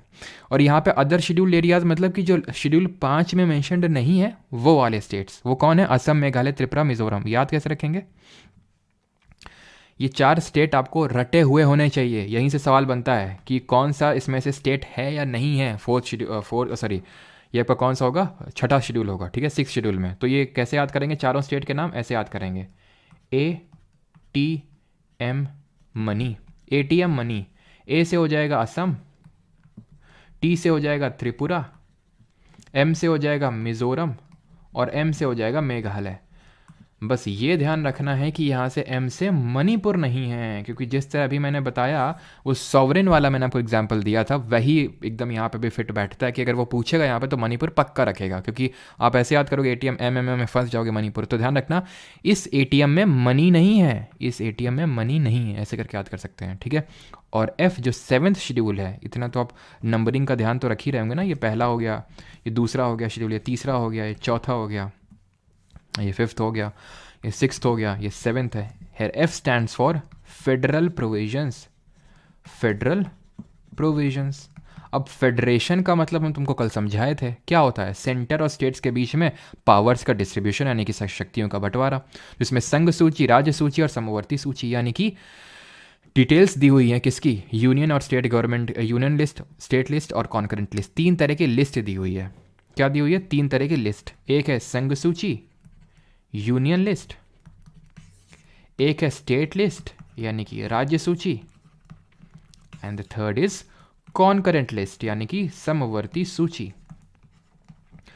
अब ये है क्या? तो यूनियन लिस्ट में कुछ सब्जेक्ट लिखे हुए हैं, जैसे कि मैं आपको यहाँ पे बताऊं तो सब्जेक्ट ये हैं: defence, banking, currency, foreign affairs, communication. यानी कि ये वो मैटर्स हैं जिसपे हमारी केंद्र यानी कि देश की जो संसद है, पार्लियामेंट है, वो लॉ क्रिएट कर सकती है। स्टेट लिस्ट का जो सब्जेक्ट है, पुलिस, ट्रेड, एग्रीकल्चर, इरिगेशन, इस पे राज्य वो बना सकती है क्या? लॉ। अब ये मत समझना इतने 5 इसमें हैं और 4 इसमें हैं, 100 से भी ज़्यादा हैं यूनियन लिस्ट में, 100 से भी ज़्यादा। लेकिन सब तो याद कर नहीं पाओगे और करने की ज़रूरत भी नहीं है, लेकिन क्वेश्चन पूछता है तो याद कैसे रखेंगे फिर? मतलब कैसे क्वेश्चन को सॉल्व करेंगे? ऐसे सॉल्व करेंगे बिकॉज हमें एक जनरल आइडिया रखना है कि भाई यूनियन लिस्ट में वो सब्जेक्ट्स होंगे जो सेंटर से एसोसिएटेड हैं, जो पूरे देश से जिनका लेना देना है। भाई डिफेंस का किसी एक स्टेट से थोड़ी ना लेना देना, पूरे देश से। बैंकिंग पूरा, अगर एक स्टेट की बैंकिंग व्यवस्था, अर्थव्यवस्था, बैंकिंग व्यवस्था अगर डगमगाई तो पूरे जो देश है उसकी बैंकिंग व्यवस्था खराब हो जाएगी, ठीक है। तो ये जो चीज़ें होती हैं, फिर जो इंपॉर्टेंट चीज़ें होती हैं जिनका लेना पूरा देश से होता है, तो वो यूनियन लिस्ट में। स्टेट लिस्ट में जैसे कि पुलिस हो गई, ट्रेड हो गया, एग्रीकल्चर हो गया, ठीक है, एनिमल हस्बेंड्री हो गया, हेल्थ हो गया, हेल्थ एंड सैनिटेशन हो गया, ये सब जो ज़्यादा इंपॉर्टेंट नहीं वो इसमें है। कॉन्करेंट क्या होती है? समवर्ती, जिसमें कि यूनियन भी, पार्लियामेंट भी लॉ बना सकता है और राज्य का जो विधानमंडल है यानी कि स्टेट का जो लेजिस्लेचर है वो भी लॉ बना सकता है। लेकिन अगर फॉर एग्जांपल अगर तुमसे पूछ ले कि दोनों ने अगर सेम सब्जेक्ट पे लॉ बना दिया तो फिर किसका प्रिवेल करेगा, किसका ऊपर रहेगा? तो प्रिवेल करेगा ऐसी कंडीशन में यूनियन का लॉ, अगर दोनों ने एक सेम सब्जेक्ट पे लॉ बना दिया। इसमें कौन कौन से सब्जेक्ट्स आते हैं? जैसे एजुकेशन, शिक्षा इंपॉर्टेंट है, फॉरेस्ट, ट्रेड, मैरिज। भाई मैरिज को कौन ही सुलझा सकता है, ना तो पार्लियामेंट ना तो स्टेट। तो उन्होंने सोचा चलो हम बीच में रख देते हैं क्योंकि हम दोनों के बस की नहीं है। तो अगर हमारे पास है तो बोल देना वो करेंगे और तुम्हारे पास है तो बोल देना हम करेंगे, ठीक। तो अडॉप्शन एंड सक्सेशन, इतना ही नहीं, ऑब्वियस ही बात है और भी है, लेकिन ये आपको थोड़े से इंपॉर्टेंट वाले, एजुकेशन वाला हो गया, मैरिज वाला हो गया और फॉरेस्ट वाला, ये थोड़े से इंपॉर्टेंट है। ऑलराइट, तो हम लोगों ने ये देख लिया कि भाई ये है क्या इसका मतलब, ठीक है। और अभी हम पढ़ेंगे कॉन्करेंट लिस्ट, हमने ऑस्ट्रेलिया से ली और सोर्सेज में पढ़ेंगे अभी। देन आते हैं 8th शेड्यूल में, और ये क्या, टीयर्स ऑफ हो गया ना, ऑफ। अब हम आएंगे ओल्ड पीएम पे, ठीक है, ओल्ड ओल्ड पीएम, ठीक है। तो डी तक यहाँ पे करते हैं, ठीक है। तो ओ से यहाँ पे क्या है, ओ से ऑफिशियल लैंग्वेज यानी कि आधिकारिक भाषाएं हैं, ऑफिशियल लैंग्वेजेस। तो यहाँ से आपसे पूछता है कि कितनी लैंग्वेजेस हैं, तो इसका आंसर होगा टोटल 22 लैंग्वेजेस। एक सेकेंड रुकिएगा।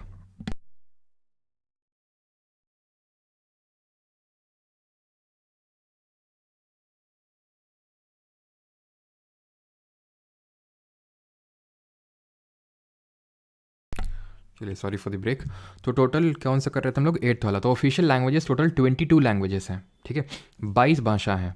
और इसको लेके अभी हम तुमको कल एक इंस्टाग्राम पर रील देंगे, ठीक है। हमारे तेजस्वी यादव जी से संबंधित कोई एक रील होगी, ठीक है। तो 22 इसमें लैंग्वेजेस हैं, बट ओरिजिनली यानी कि जब हमारा संविधान बना था तो इसमें सिर्फ 14 लैंग्वेजेस थी। जैसे हमारा जब संविधान बना था तो सिर्फ 8 अनुसूचियाँ थी, सिर्फ यहीं तक शेड्यूल थे, इसके बाद जो हुए वो ऐड हुए। उसी तरह जब हमारा संविधान बना था तो इससे सिर्फ 14 लैंग्वेजेस थी, 8 बाद में ऐड हुई हैं। तो टोटल अभी कितनी, 22, लेकिन ओरिजिनली कितनी थी, 14 लैंग्वेजेस थी। तो कौन कौन सी ऐड हुई अगर पूछेगा तो यहाँ पर वो भी मैं लिख देता हूँ। जैसे कि एक तो 21st अमेंडमेंट हुआ था, 21वां संविधान संशोधन, और इससे हमारी ऐड हुई थी सिंधी, ठीक है, सिंधी ऐड हुई थी। फिर एक हुआ था 71st अमेंडमेंट, ये 1967 में हुआ था, ये इंपॉर्टेंट नहीं है, ठीक है, इसीलिए मैं लिख भी नहीं रहा हूँ। 71st आपका 1992 में हुआ था। जो इंपॉर्टेंट है वो मैं आपको लिखवा दूंगा कि कौन सा क्या है, ठीक है, जिसमें याद करना है। इसको आप ऐसे याद कर सकते हैं, 71st वाले को KMN, जैसे KLMN होता है ना, तो KL को छोड़ दो MN, तो K से हो जाएगा कोंकणी, M से हो जाएगा मणिपुरी, और N से हो जाएगा नेपाली। ये 3 लैंग्वेजेस हैं, 71st अमेंडमेंट से ऐड हुई।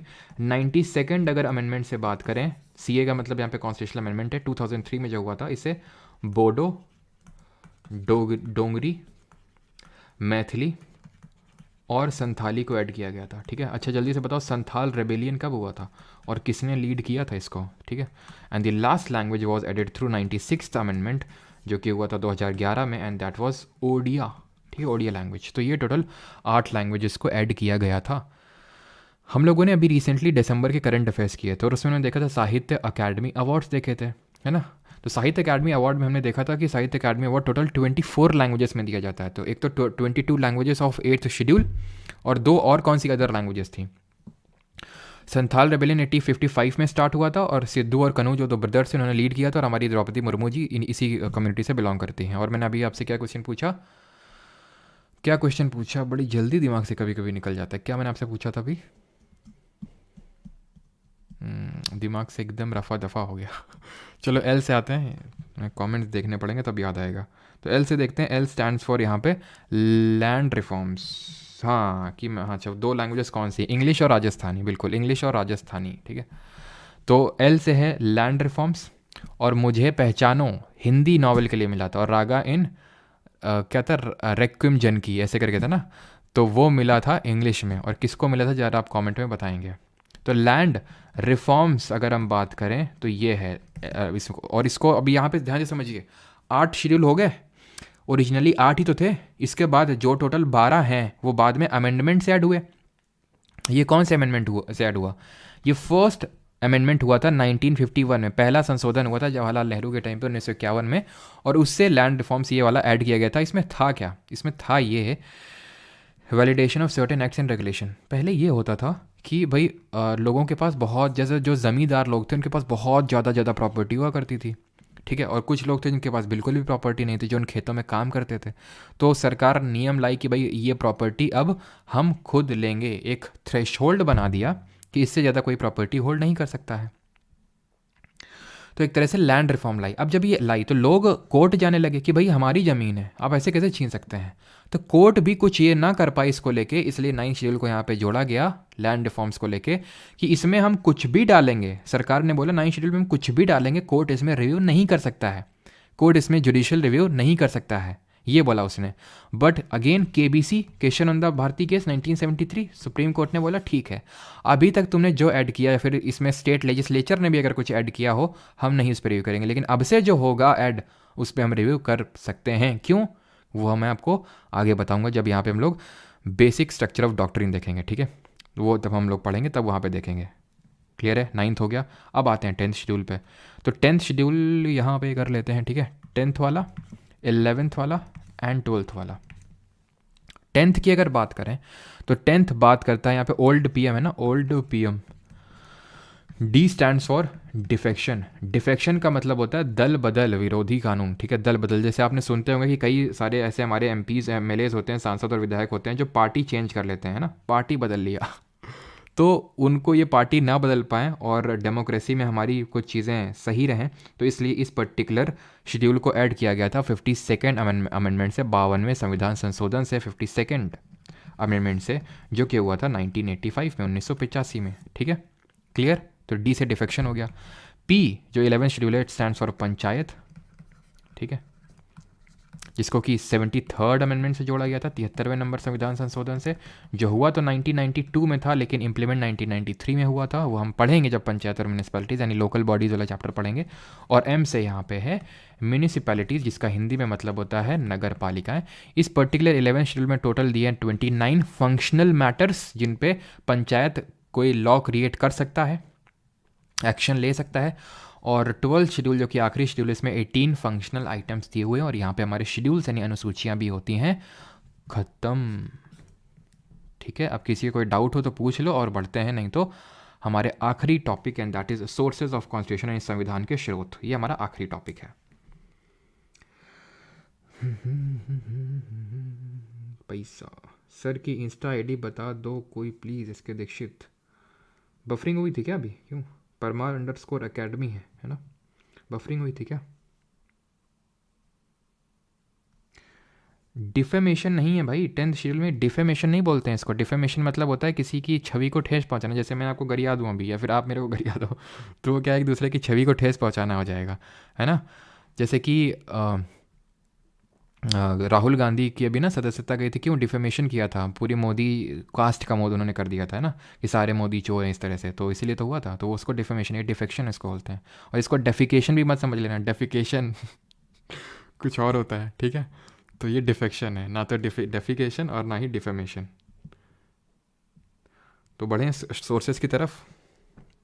नोई ओके। अभिषेक बिल्कुल सरिजना। तो जैसे ठाकरे की सरकार कैसे गिरी, मतलब तो जैसे ठाकरे की सरकार कैसे गिरी, समझा नहीं। अच्छा ये वाला बोल रहे हो क्या आप, ये शिवसेना वाला? ये मैं आगे मैं बताऊंगा ना, शिवसेना वाला, कि इसमें भी एक्सेप्शंस हैं, मर्जर हो सकता है। अगर बहुत लोग एक पार्टी को 2/3 से ज़्यादा लोग एक पार्टी को छोड़ के जा रहे हैं, प्रोविज़न है, वो मैं आगे पढ़ाऊँगा। तो उस केस में होता ये है कि ये माना जाता है पार्टी ख़राब है वो अगर इतने ज़्यादा लोग छोड़ के जा रहे हैं तो, ठीक है। हाँ बहुत इजी सिखा दिया आपने। अच्छा चलो बढ़िया बात है, फिर तो आगे बढ़ें फिर आखिरी टॉपिक पे, that is sources of constitution, इस संविधान के स्रोत पे आते हैं। तो ठीक, सोर्सेज ऑफ कॉन्स्टिट्यूशन, और एक साथ क्वेश्चन कर लेंगे उसको भी और इसके भी। तो सोर्सेज का मतलब क्या है? सोर्सेज का मतलब हमने कौन सी चीज़ कहाँ से ली। जैसे कि जब हम अपना जैसे घर बनाते हैं, मैं घर वाले एग्जांपल हमेशा कोट करता हूँ, ठीक है। तो घर जब हम लोग बनाते हैं, ठीक है, आप लोगों ने, या फिर कोई भी चीज़, जैसे कि भाई आप टी शर्ट किसी को देख के इंस्पायर हो जाता है, क्या टी शर्ट है भाई, कि मैं भी खरीदूंगा, ठीक है। तो वैसे ही मान लो जब आप अपना घर बनाते हो, घर कैसे बनाते थे बचपन में ऐसा कुछ होता था ना, और यहाँ पे गेट लग जाता था ऐसे करके, और फिर यहाँ से एक रोड जाती थी, यहाँ पे कुछ चिड़िया वो चहक रही हैं और यहाँ पे कुछ घास लगी है, फ़र्क ही नहीं है चिड़िया और घास में। कुछ भी फ़र्क नहीं है, नीचे वाली घास है, ऊपर वाली चिड़िया, और यहाँ से जो है उगेगा क्या? नहीं नहीं नहीं, यहाँ से नहीं। यहाँ से उगेगा सूरज, ठीक है। तो जब हम अपना घर बनाते हैं प्यारा सा घर, तो हम उसमें इंस्पायर होते हैं भाई कि जो टाइल्स है उनके घर में बड़ी अच्छी लगी थी, तो वहाँ की टाइल्स, उनकी जो ब्लैक कलर की टाइल्स लगवाएंगे, ठीक है। या फिर उनके घर का जो पेंट है ना, वो उस कलर का पेंट करवाएंगे। दरवाजे उनके घर के बहुत अच्छे लगे हुए हैं, ठीक है। तो ये सारी चीज़ जैसे हम इंस्पायर होकर अपने घर में चीज़ें करते हैं कि भाई उनका फर्नीचर बहुत अच्छा है, ठीक है। उनके यहाँ पे गया था, बेडशीट बड़ी अच्छी थी उनकी, ठीक है।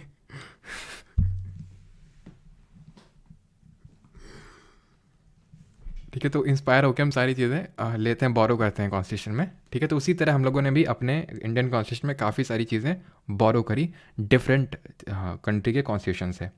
लेकिन डिफरेंट कंट्री कॉन्स्टिट्यूशन से हमने क्या बोरो किया वो पढ़ें, उससे पहले हम यहाँ पे देखेंगे कि हम गवर्नमेंट ऑफ इंडिया जो एक्ट आया था 1935 का, उससे हमने क्या बोरो किया, क्यों। ध्यान रखना, एक क्वेश्चन बनता है कि इंडियन कॉन्स्टिट्यूशन में सबसे ज़्यादा चीज़ हमने कहाँ से बोरो करी, या फिर इंडियन कॉन्स्टिट्यूशन में सबसे ज़्यादा प्रोफाउंड इन्फ्लुएंस किस चीज़ का था। तो it had the most profound influence on our constitution. मतलब इसका क्या हुआ? मतलब इसका ये हुआ कि हमने अपने कॉन्स्टिट्यूशन में ज़्यादातर चीज़ें इसी पर्टिकुलर एक्ट से ही ली हैं। ये क्वेश्चन बनता है, यानी कि 40% से भी ज़्यादा चीज़ें आप ऐसे समझ सकते हो हमने इसी से ली है। 1935 का जो एक्ट है इसी से ही, क्लियर। तो इस यहाँ से हमने क्या क्या लिया वो देख लेते हैं। सर वो ये डाउट आप लास्ट में पूछेगा, ठीक है, अभी नहीं। तो चलिए अभी पढ़ते हैं कि यहाँ से हमने क्या लिया है। तो इमरजेंसी के प्रोविजंस लिए, यानी आपातकालीन जो उपबंध हैं वो लिए हैं। इस्टेब्लिशमेंट ऑफ सुप्रीम कोर्ट, यानी कि जो सर्वोच्च न्यायालय है वो लिया है यहाँ पे। Public service commission, office of governor, राज्यपाल, ठीक है, ऑफिस ऑफ गवर्नर, और फेडरल स्कीम ऑफ गवर्नमेंट। तो मैं आपको एक चीज़ यहाँ पे बताना चाहता हूँ, इस पर्टिकुलर टॉपिक में काफ़ी सारी ऐसी चीज़ें होंगी जो हो सकता है आपको समझ में ना आए, जैसे कि सिटीजनशिप क्या है, सिंगल सिटीजनशिप क्या है। मैं थोड़ा सा बताने की तो कोशिश करूँगा, लेकिन कल से हम एक्चुअल पॉलिटी स्टार्ट कर रहे हैं। तो सर अभी तक पॉलिटी नहीं कर रहे थे, वो भी उससे भी क्वेश्चन आते हैं और इक्वली इंपॉर्टेंट है। जो इंपॉर्टेंट नहीं है वो मैं आपको बिल्कुल पढ़ाऊंगा भी नहीं, आप चिंता मत करो।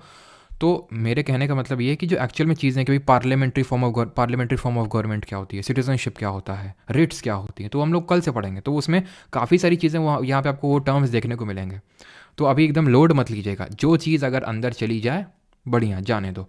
नहीं जा रही फोर्स मत करो, बहुत ज़्यादा हाथ पैर चलाने की ज़रूरत नहीं है अभी, ठीक है, स्ट्रेस पे जाने की ज़रूरत नहीं है आप, और बहुत ज़्यादा मगअप रट्टा मारने की भी ज़रूरत नहीं है अभी के लिए, बता दूं। बिकॉज धीरे धीरे आप, जैसे कॉन्करेंट लिस्ट है, अभी कॉन्करेंट लिस्ट तो पता चल गया ना, तो जब मैं आपको बताऊंगा कि कॉन्करेंट लिस्ट ऑस्ट्रेलिया से ली, तो बेटर तरीके से अंदर आप चीज़ों को ले पाओगे, यानी कि अच्छे से आप समझ पाओगे, ठीक है, कि हाँ कॉन्करेंट लिस्ट होती क्या है, अब आपको पता है, ठीक है। तो वैसे हम लोग आगे चीज़ें देखेंगे कि इमरजेंसी प्रोविजंस क्या हैं, पब्लिक सर्विस कमीशन क्या है, ठीक है। तो भी बस देख लो।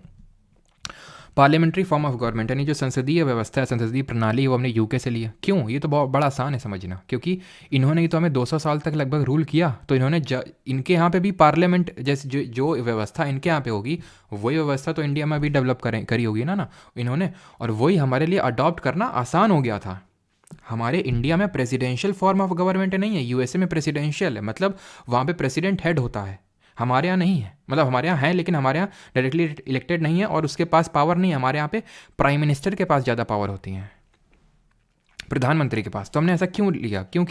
क्योंकि इंग्लैंड वाले, ब्रिटेन वाले, वो ऐसा ही सिस्टम बना के गए थे कि अगर हमें प्रेसिडेंशियल फॉर्म ऑफ गवर्नमेंट को अपनाना पड़ता तो ये सब कुछ हमें स्क्रैप करना पड़ता। इसको लेके हम यूज टू हो गए थे, तो हमारे लिए आसान था वो, ठीक है। रूल ऑफ सिंगल सिटीजनशिप, एकल नागरिकता, यानी हमारे यहाँ पे एकल, ये मैं आपको कल पढ़ाऊंगा अच्छे से, ठीक है। रूल ऑफ लॉ है, रूल ऑफ लॉ यानी कि बोल सकते हैं कि कानून का नियम। लेजिस्लेटिव प्रोसीजर, यानी कि जो लेजिस्लेटिव प्रोसीजर होता है, विधायी प्रक्रिया, वो हमने यहाँ से ली, ठीक है। मतलब अगर पार्लियामेंट होगा तो पार्लियामेंट लॉ क्रिएट करता है, लॉ को लेजिस्लेट करता है, बनाता है लॉ को। अभी लेजिस्लेचर क्या होता है, एग्जीक्यूटिव क्या होता है, जुडिशरी क्या होता है, आगे हम लोग पढ़ेंगे, ठीक है। और रिट सब आगे पढ़ेंगे, अभी मतलब जितना जा रहा है जाने दो, ठीक है। अब बाकी नहीं तो फिर आप लास्ट जब हम लोग की क्लास होगी तो मैं इसको समराइज़ कर दूंगा एक साथ, ठीक है। फिर से मौलिक अधिकार हमने कहाँ से लिया, अमेरिका से लिया। प्रियम्बल प्रस्तावना अभी देखा, वो यहाँ से लिया। तो अब ये आपके लिए समझना आसान है, यानी कि सेपरेशन ऑफ पावर, यानी कि जो शक्तियों का बंटवारा है एक तरह से, वो भी हमने यहाँ से लिया है। लेकिन एक चीज़ को समझना, अब यहाँ पे मैं आपको एक चीज़ समझाना चाहूँगा, यहीं पे चलो मैं आपको बता देता हूँ। सेपरेशन ऑफ पावर का मतलब क्या है? तो हमारी पॉलिटी में 3 विंग्स होते हैं, जैसे एक या फिर हम बोलते हैं ना 3 pillars of democracy. 3 pillars of democracy क्या होते हैं? लेजिस्लेचर, विधायिका बोलते हैं, एग्जीक्यूटिव कार्यपालिका बोलते हैं, और जुडिशरी इसको न्यायपालिका बोलते हैं। सर हमने तो फोर पिलर ऑफ डेमोक्रेसी सुने हैं, तो फोर्थ पिलर होता है मीडिया, उससे में कोई लेना देना नहीं है, ठीक है। तो लेजिस्लेचर की अगर हम बात करें तो ये क्या करता है? विधायिका लॉ क्रिएट करता है, लॉ बनाता है, कानून बनाता है, जैसे हमारे देश के संसद, लोकसभा, राज्यसभा। एग्जीक्यूटिव की अगर बात करें तो ये लॉ को एनफोर्स करता है, यानी कि कानून को इम्प्लीमेंट करता है। जो आप पुलिस वाला खड़ा देखते हो रोड पे, ठीक है, जो तुरंत अपना मोबाइल लेके वीडियो बनाने लगते हैं यूट्यूब पे कंटेंट डालने के लिए आजकल, ठीक है, तो वो एक्चुअल में एग्जीक्यूटिव का पार्ट है। वो जो लॉ क्रिएट किया है, जैसे कि अब लॉ क्रिएट हुआ है कि भाई अगर हिट एंड रन मामले के केस में क्या होगा, 10 साल की जेल और 7 लाख का जुर्माना होगा। तो ये तो लॉ क्रिएट कर दिया भाई अमित शाह लोगों ने, जो सांसद लोग हैं, और सिर्फ अमित शाह नहीं, मतलब जितने लोग बैठे हैं विपक्ष और विपक्ष दोनों के। एग्जीक्यूटिव मतलब सरकार का लोग, उसमें अमित शाह भी आएंगे और उसमें खड़ा पुलिस वाले, ट्रैफिक पुलिस वाला भी होगा और पुलिस वाला भी होगा जो रोड में है वो। तो वो क्या है? वो एग्जीक्यूटिव का पार्ट है, वो उस लॉ को एग्जीक्यूट कर रहे हैं ग्राउंड लेवल पे। जुडिशरी न्याय, कि ऐसा नहीं तो कि मतलब अगर 7 लाख का मान लो जुर्माना है तो अगर कोई 10 लाख मांग ले तो जुडिशरी है उसके लिए, ये न्याय देने के लिए, न्यायपालिका। तो सेपरेशन ऑफ पावर का मतलब ये होता है कि भाई ये लेजिस्लेचर एग्जीक्यूटिव का काम नहीं करेगा, एग्जीक्यूटिव लेजिस्लेचर का नहीं करेगा, एग्जीक्यूटिव जुडिशरी का नहीं करेगा, जुडिशरी इसका नहीं करेगा, जुडिशरी इसका नहीं करेगा। मतलब आपस में पावर्स का बंटवारा है। लंबी चौड़ी गाथा मैं इसलिए बता रहा हूं क्योंकि इससे सवाल ये बन जाता है कि क्या इंडिया में स्ट्रिक्ट सेपरेशन ऑफ पावर है? देखिए, इंडिया में सेपरेशन ऑफ पावर तो है, शक्तियों का बंटवारा लेजिस्लेचर एग्जीक्यूटिव जुडिशरी में, लेकिन यूएसए की तरह स्ट्रिक्ट सेपरेशन ऑफ पावर नहीं है। यानी कि कभी कभी जुडिशरी लेजिस्लेचर एग्जीक्यूटिव के खेमे में भी घुस जाता है, वो हम आगे देखेंगे किस तरह से घुसता है। लेकिन अभी के लिए ध्यान रखना, इंडिया में स्ट्रिक्ट नहीं है तो, लेकिन स्ट्रिक्ट नहीं है। सुप्रीमेसी ऑफ द कॉन्स्टिट्यूशन, संविधान एकदम सुप्रीम है, सर्वोच्च है, अब हमको ठीक है पता है। इंडिपेंडेंट जुडिशरी, न्यायपालिका स्वतंत्र है ना, किसी पे डिपेंडेंट नहीं है। जुडिशियल इवन जुडिशरी जो कोई भी लॉ बनता है तो जो वो उस पर रिव्यू कर सकती है। जैसे अभी जो लॉ क्रिएट हुए हैं तो जुडिशरी उस पर रिव्यू कर सकती है कि भाई ये क्या है, 10 साल मतलब 10 साल की सज़ा, 7 लाख जुर्माना, ये क्या है, सभी सब चल रहा है, तो जुडिशरी रिव्यू कर सकती है। उसका मतलब होता है जुडिशियल रिव्यू, ठीक है, उसको बोलते हैं जुडिशियल रिव्यू। और अगर बात करें हिंदी में तो इसको बोलेंगे न्यायिक, और रिव्यू का मतलब हो जाएगा निरीक्षण है, तो न्यायिक पुनर्निरीक्षण, ठीक है। इक्वल प्रोटेक्शन ऑफ लॉ होगा, ठीक है। Election of the head of state, impeachment हम देखेंगे प्रेसिडेंट का। अब जब मैं आपको इम्पीचमेंट पढ़ाऊंगा तब समझ में आएगा ना इम्पीचमेंट होता क्या है। तो ये सारी चीज़ें हमने यूएसए से ली हैं। कनाडा से क्या लिया है? कनाडा से federation with a strong centre, ये पढ़ चुके हैं आप, तो ये समझ में आसानी से आएगा आपको कि यहाँ पे इंडिया में फेडरेशन तो है नहीं, सेंटर स्टेट के बीच पावर का बंटवारा है, तो लेकिन सेंटर के पास, केंद्र के पास ज़्यादा शक्तियाँ हैं। स्टेट जो सेंटर होता है, कल भी बताए थे, वो राज्यों में गवर्नर अपॉइंट करता है। और ये किस तरह का फीचर है? ये क्या फेडरल फीचर है या फिर यूनिटरी फीचर? ये यूनिटरी फीचर है जो सेंटर को पावर ज़्यादा दे रहा है। रेजिडुअरी पावर, ये रेजिडुअरी होगा, सेंटर के पास होती है। रेजिडुअरी पावर क्या होती है? तो अभी मैंने आपको बताया था, यूनियन लिस्ट होती है, स्टेट लिस्ट होती है, and concurrent list. Union list के सब्जेक्ट में यूनियन लॉ बनाएगा पार्लियामेंट, स्टेट लिस्ट के सब्जेक्ट पे लेजिस्लेचर, स्टेट लेजिस्लेचर लॉ बनाएगा, और कॉन्करेंट पे दोनों बनाएंगे। लेकिन फॉर एग्जाम्पल कोई एक ऐसा सब्जेक्ट आ गया जो कि कॉन्स्टिट्यूशन में मेंशन ही नहीं है, उस पर कौन बनाएगा? तो पहली बात तो उसको बोलेंगे रेजिडुअरी लिस्ट, रेजिडुअरी पावर, उस पर लॉ बनाने का काम सेंटर का। जैसे कोविड-19 आ गया, अब कोई एक ऐसी चीज़ आ गई जो कि कॉन्स्टिट्यूशन में मेंशन ही नहीं है, तो रेजिडुअरी पावर सेंटर बनाएगा। एडवाइजरी जुडिशन सुप्रीम कोर्ट का, वो भी उन्होंने लिया, ये हम पढ़ेंगे जब हम सुप्रीम कोर्ट वाला चैप्टर पढ़ेंगे तब, ठीक है। सुप्रीम कोर्ट और प्रेसिडेंट में भी पढ़ेंगे, अभी के लिए छोड़ दो इसको। तो एक चीज़ आपने देखी, सी से कनाडा, सी से सेंटर, सी से सेंटर, ये भी तो सेंटर है, सी से कनाडा और सी से सेंटर, सेंटर सेंटर कितना हो रहा है? अब आपके दिमाग में कन्फ्यूजन आना चाहिए, सर यहाँ गवर्नर तो यहाँ पे भी था, तो वो था ऑफिस ऑफ गवर्नर, यानी कि एक राज्यपाल होगा, ये है 1935 ने बोला। लेकिन उस राज्यपाल को सेंटर के द्वारा नियुक्त किया जाएगा, केंद्र सरकार के द्वारा, वो कनाडा से लिया। ऑस्ट्रेलिया से क्या लिया? कॉन्करेंट लिस्ट पढ़ चुके हैं। Division of power between centre and state, यानी कि केंद्र राज्यों के बीच शक्तियों का बंटवारा। Freedom of trade and commerce, और ज्वाइंट सिटिंग, ज्वाइंट सिटिंग भी हम आगे पढ़ेंगे, इसको याद आसानी से कर सकते हैं इस तरह से, ठीक है। ऑस्ट्रेलिया, इसको ऐसे याद किया जा सकता है, इसके लिए ट्रिक आप देख लो। एस से सिटिंग हो जाएगा, ज्वाइंट सिटिंग, ठीक है। ट्र से हो जाएगा trade and commerce, trade and commerce मतलब व्यापार और वाणिज्य, ठीक है। और एल से हो जाएगा लिस्ट, यानी कि समवर्ती सूची। तो 3 चीज़ें हमने यहाँ से ले ली। अब आते हैं अपनी आखिरी इस पे स्लाइड पे, एंड दैट इज़, नहीं आखिरी नहीं, सेकंड आखिरी है, आयरलैंड। आयरलैंड से हमने 3 चीज़ें, DPSP ली, nomination of members in Rajya Sabha, method of election of president, इसको आप ऐसे रेड करके याद कर सकते हो, रेड। आर से हो जाएगा राज्यसभा, ई से हो जाएगा election of method of election of president, और डी से हो जाएगा DPSP, directive principle of state policy. ठीक है, याद हो गया तो ठीक, नहीं तो अपने आप याद हो जाएगा। और लास्ट क्लास में मैं समराइज भी करूँगा इसको। Germany, president's power during emergency और सस्पेंशन ऑफ फंडामेंटल राइट। देखिए, इमरजेंसी के प्रोविजंस गवर्नमेंट ऑफ इंडिया 1935 से लिया, ठीक है, कि भाई नेशनल इमरजेंसी और फाइनेंशियल इमरजेंसी इस तरह से। लेकिन मौलिक अधिकार सस्पेंड हो जाएंगे आपके जब इमरजेंसी लगी होगी, ये जर्मनी से लिया है। और जर्मनी का जो कॉन्स्टिट्यूशन है उसको वेमार कॉन्स्टिट्यूशन बोलते हैं, ठीक है। ध्यान रखना, अगर पूछ ले कि वेमार कॉन्स्टिट्यूशन किस कंट्री कॉन्स्टिट्यूशन है, तो जर्मनी का। फंडामेंटल ड्यूटीज़ मौलिक कर्तव्य यहाँ से लिया, और सोशल इकोनॉमिक जस्टिस ये अभी देख चुके हैं, ठीक है, कि जस्टिस के जो प्रिंसिपल हैं, जस्टिस सोशल इकोनॉमिक पॉलिटिकल, वो हमने लिए यूएसएसआर से। लिबर्टी इक्वलिटी फ्रेटर्निटी लिया है फ्रांस से, ठीक है। साउथ अफ्रीका से संविधान का संशोधन लिया है, और election of member of Rajya Sabha. Sir Rajya Sabha तो आप पीछे बताए थे, आर से राज्यसभा। ये नॉमिनेशन था, तो मैंने आपको पहले ही बताया था, नॉमिनेशन और इलेक्शन में अंतर साफ होना चाहिए आपके दिमाग में, आगे भी चीज़ें आएंगी। इलेक्शन का मतलब हुआ है कि वोटिंग हुई है उसके लिए, नॉमिनेशन का मतलब है कोई वोटिंग नहीं हुई है। हमारा मन था, हमने इसको नॉमिनेट करके भेज दिया, जाओ जाके बैठो वहाँ पे, ठीक है। Japan, procedure established by law, ये जापान से लिया, और यहाँ पे लेक्चर होता है हमारा खत्म। मुझे पता है लास्ट वाला जो पार्ट है सोर्सेज वाला थोड़ा सा बोरिंग और थोड़ा सा झिलाऊ टाइप लगा होगा, लेकिन अब क्या कर सकते हैं, क्योंकि बहुत सारी चीज़ें हमने करी नहीं है। तो जितना गया अंदर उसको जाने दीजिए, और बाकी जो बाहर निकल रही है उसको भी जाने दीजिए, हम लोग करेंगे सारी चीज़ें, ठीक है। पहले ही कर लेते हैं शेड्यूल वाले क्वेश्चन, देन सोर्सेज वाले क्वेश्चन कर लेंगे, ठीक है। पहला क्वेश्चन करिए, ये आपके स्क्रीन के सामने, that is this, which schedule of Indian constitution has provisions related to the union list. Bharat के संविधान की किस अनुसूची में संघ सूची से संबंधित प्रावधान है। By cameral parliament, simple UK से लिया होगा हमने, ठीक है। अमेंडमेंट अलग से पढ़ाइए, अमेंडमेंट अलग से पढ़ाइएगा सर, अमेंडमेंट अलग से पढ़ाइएगा सर, अमेंडमेंट अलग से पढ़ाइएगा। सूरज, अब तुमको हम कितनी बार मतलब इतनी बार ही डांट दें जितनी बार तुमने लिखा हुआ ये है, 10-15, एक तो एक ही कमेंट में 6-7 बार लिखे और उसको रिपीट किया, और दोबारा तुमने अगर ये हरकत करी सूरज, ठीक है, तो तुम सीधा ब्लॉक हो गए। अमेंडमेंट अलग से पढ़ाइएगा, नहीं पढ़ाएंगे अलग से, ठीक है ना। तो आर्टिकल अलग से पढ़ाएंगे ना अमेंडमेंट अलग से पढ़ाएंगे, और पढ़ने की ज़रूरत भी नहीं है, ठीक है।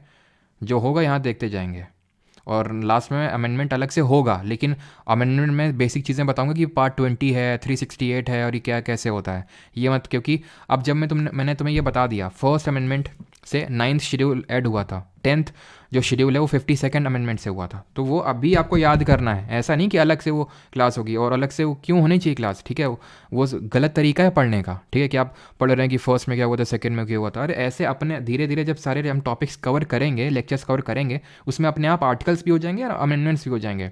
अमेंडमेंट में अलग से करवाऊँगा, लेकिन ये मत एक्सपेक्ट करना कि मैं फर्स्ट सेकेंड थर्ड इस तरह से लिखवाऊँगा, ठीक है।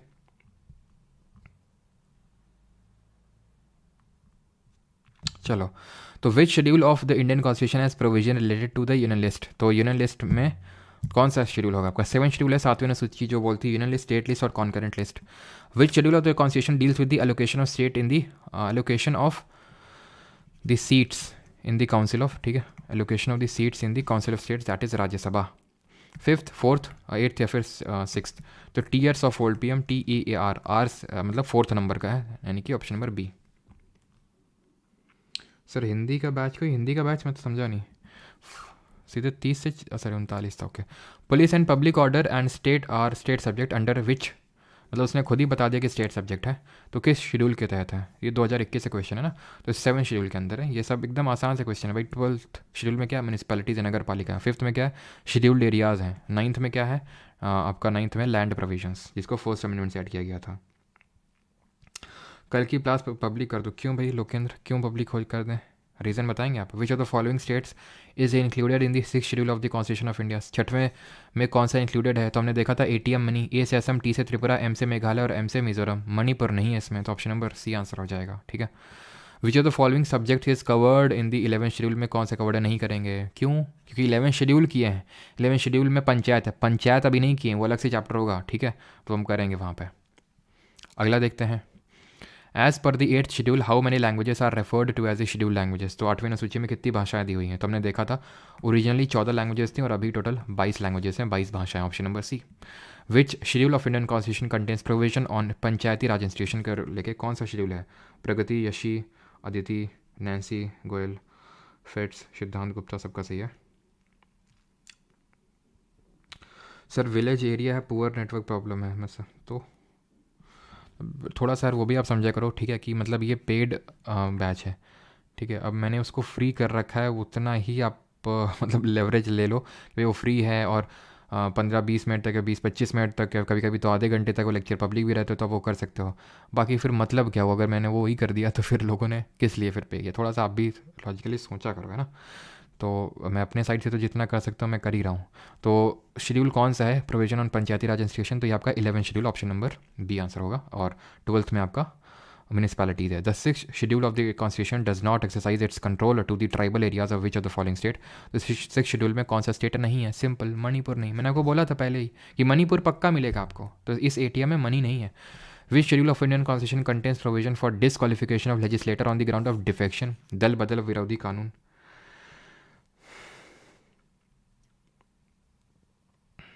चलिए, तो अगर हम बात करें ग्राउंड ऑफ डिफेक्शन, तो सही आंसर क्या होगा, सही आंसर होगा option number D, schedule number 10, option number D सही आंसर होगा, ठीक है।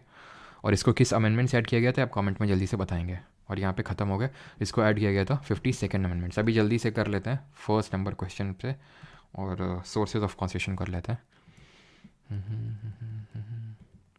चलिए, the constitution of India adopted many institutional details and procedures from the, किस एक्ट से हमारे देश के संविधान में बहुत सारी चीज़ें ली गई, तो वो कौन सा था, बिल्कुल सही है, चंद्रानी सरकार, प्रियांशु रावत, सही है। तो अगर हम बात करें government of India 1935, option number A. From which countries constitution as a constitution of India borrowed the feature of single citizenship, कल पढ़ेंगे एकल नागरिकता होती है क्या, and parliamentary form of government, तो ये तो अभी हम लोग कर ही चुके हैं, ठीक है। तो आसान सा है, क्या होगा, यूके, ठीक है। Britain, which feature of Indian constitution has been taken from the constitution of Japan, Japan से क्या लिया हमने, तो रिट अगर बात करें यूके से लिया है, अमेंडमेंट साउथ अफ्रीका से लिया है, इम्पीचमेंट यूएसए से लिया है, और प्रोसीजर स्टैब्लिश्ड बाई लॉ ये लिया है हम लोगों ने जापान की कॉन्स्टिट्यूशन से। The principles of liberty equality fraternity, liberty equality fraternity ये हमने कहाँ से लिया है, सी से, तो सेंटर, ठीक है। Appointment of governor by the centre, federation with a strong centre, residuary power rest with the centre, ठीक है। फ्रांस से लिया हम लोगों ने, ऑप्शन नंबर सी। आयरलैंड से क्या लिया, ई से इलेक्शन ऑफ मेंबर्स इन दी राज्यसभा, ठीक है। डी से डीपीएसपी लिया हम लोगों ने, और क्या लिया था, रेड से याद किया था ना, आर से हम लोगों ने लिया था राज्यसभा, आर से राज्यसभा लिया था, ठीक है, नॉमिनेशन ऑफ मेंबर्स इन दी राज्यसभा, ई से इलेक्शन ऑफ प्रेसिडेंट, और डी से DPSP. 5th, the idea of single citizenship in the constitution of India was borrowed from, एकल नागरिकता कहाँ से लिया था, अभी हम लोगों ने देखा यूके से लिया था, ठीक है। The idea of having a provision for by cameral parliament, यानी कि द्विसदनीय विधानमंडल संसद होना चाहिए, ये कहाँ से लिया था हम लोगों ने, फ्रेंच, कैनेडियन, ब्रिटिश या फिर आयरिश, तो हम लोगों को ब्रिटिशर्स ने रूल किया, तो वही ये सिस्टम बना के गए थे। Procedure for the nomination of members in the Rajya Sabha, nomination of members Rajya Sabha पूछ रहा है, रशिया, जर्मनी, आयरलैंड या फिर यूएसए, नॉमिनेशन पूछ रहा है, ठीक है। फ्रेंच राष्ट्रपति रशिया से हम लोगों ने आइडियल्स ऑफ जस्टिस लिए थे, ठीक है, रशिया से लिए थे नॉमिनेशन वो, ठीक है। तो इस क्वेश्चन को करते हैं अभी। तो ये क्वेश्चन पूछ रहा है आपकी कि नॉमिनेशन ऑफ मेंबर्स, तो पहली बात तो इलेक्शन अगर पूछेगा, ठीक है, अभी हम लोग को देखा था आयरलैंड से लिया गया है, ठीक है, आयरलैंड से, सिंपल सी बात है, ठीक है। अभी हम लोग को देखा था RED रेड, तो आर से क्या था, राज्यसभा में जो नॉमिनेशन था, ई से आपका था इलेक्शन ऑफ प्रेसिडेंट, और डी से था DPSP, ठीक है। क्लियर है, आगे बढ़ें। और कुछ दिमाग में आ रहा था, हाँ इलेक्शन मैं बोल रहा था, हाँ तो इलेक्शन कहाँ से लिया है, तो इलेक्शन ऑफ राज्यसभा जो लिया हमने साउथ अफ्रीका से, ठीक है। अगर इलेक्शन पूछ लेगा 10 तक क्वेश्चन करेंगे, 8वां क्वेश्चन ये रहा आपका, procedure for amendment of constitution in the Indian constitution is borrowed from, संशोधन जो हम करते हैं अमेंडमेंट, तो ऐसे याद कर लो, गांधी जी साउथ अफ्रीका में रहते और वहाँ पे वो काफ़ी सारे अमेंडमेंट करके आए थे, या फिर वहाँ से वो संशोधन करना सीख के आए थे साउथ अफ्रीका से गांधी जी, ठीक है, इस तरह से याद कर सकते हैं। Which of the following provisions and the constitution of different countries from which they have been adopted in the constitution has been incorrectly paired, इनमें से गलत कौन सा है ये बताना है। रूल ऑफ लॉ सही है, procedure established by law Japan से लिया, रूल ऑफ लॉ ब्रिटेन से लिया है। फंडामेंटल राइट्स यूएसए से लिए हैं, DPSP आयरलैंड से लिए हैं, लिबर्टी इक्वलिटी फ्रैटर्निटी ये कनाडा से नहीं लिए हैं, ये फ्रांस से लिए हम लोगों ने, ठीक है, फ्रेंच रेवोल्यूशन या फिर फ्रांस से लिए हम लोगों ने, ठीक है। And the last question for the day is which of the following features of the Republic Indian constitution was taken from the Soviet socialist Republic, यानी कि इस, ठीक है, USSR से हम लोगों ने कौन सी चीज़ें ली है USSR से, ठीक है, यानी कि रशिया से। तो फंडामेंटल राइट तो हमने USA से लिए हैं, प्रियम्बल भी यूएसए से लिया है, कॉन्करेंट लिस्ट समवर्ती सूची ऑस्ट्रेलिया से लिया है, ठीक है। ऑस्ट्रेलिया से हमने क्या क्या लिया है, ऑस्ट्रेलिया, जब हम लिखते हैं ऑस्ट्रेलिया, ठीक है। तो ऐसे joint sitting, trade and commerce और कॉन्करेंट लिस्ट, आंसर होगा 5 ईयर प्लान यानी कि पंचवर्षीय योजना। क्लियर। और बाकी के जो क्वेश्चंस हैं ये आपका होमवर्क है, क्वेश्चन नंबर 21 तक, ठीक है। एक आखिरी वाला कर लेते हैं चलो, आईडी ऑफ कॉन्करेंट लिस्ट, कितना आसान सा है, ठीक है। कहाँ से लिया कॉन्करेंट, ऑस्ट्रेलिया से, ठीक। बाकी आप सब कर लेंगे आराम से, वही बार बार रिपीटेड वाले क्वेश्चन है, ठीक है। ये आपके लिए होमवर्क है, आप ये करिएगा और यहाँ पे हमारा सेशन होता है ख़त्म। बाकी जिन लोगों को रिकॉर्डेड ये क्लासेस चाहिए तो आप बैच में एनरोल कर सकते हैं। बैच में अगर आपको एनरोल करना है तो आप बैच में एनरोल करने के लिए परमार अकेडमी ऐप को डाउनलोड कर सकते हैं, और ठीक है, परमार अकेडमी ऐप या फिर www.parmaracademy.in वेबसाइट है, कोर्सेज सेक्शन में जाके वहाँ पे 2 कोर्सेज हैं, SSC GK 2.0 और रिकॉर्डेड बैच। रिकॉर्डेड में सब पहले ही सारी चीज़ें हो चुकी हैं, पिछला वाला बैच है वो रिकॉर्डेड क्लासेज है। अगर आपको एग्ज़ाम बहुत जल्दी में आपको सारी चीज़ें कवर करनी है तो आप उसको ले सकते हैं। बाकी ये अभी जो करंट चल रहा है वो ये है, ठीक है। क्लियर है। और मैं एक आपको नंबर दे देता हूँ, अगर कुछ वैसी क्वेरी होती तो उस पर आप सेंड कर सकते हो। It is not my number, ठीक है, ये मेरा नंबर नहीं है, ठीक है। तो दिस इज 6307 और 286428, ठीक है। This is not my number. तो जिसको आईफोन का लिंक चाहिए, बिकॉज आईफोन यूज़र्स के लिए मतलब प्ले स्टोर पे ही सब अवेलेबल है ऐप, वैसे तो आप www.parmaracademy.in पे जाके वेबसाइट से भी कोर्स को एक्सेस कर सकते हो, ठीक है। और जो भी इसमें रहेंगे उनको जो PYQ सीरीज़ जो लेक्चर्स हैं, मतलब जो PDF है वो फ्री मिलेंगी, ठीक है। और मुझे पता है अभी अलग से अवेलेबल हुई नहीं है PDF तो आपके बैच के अंदर PYQ सीरीज़ की, तो वो डल जाएंगी, ठीक है। वो अभी आज मोस्ट प्रोबेबली डल जाएंगी, ठीक है। Okay, thank you Aarzoo, Shimar, Abhinav, Shubham, Priyanshu, Surendra. Sir only PDF की फ़ीस कितनी? ओनली PDF की आप चेक कर सकते हो जाके, सब्सक्रिप्शन है मतलब 1 मंथ, 2 मंथ एंड 3 मंथ्स का।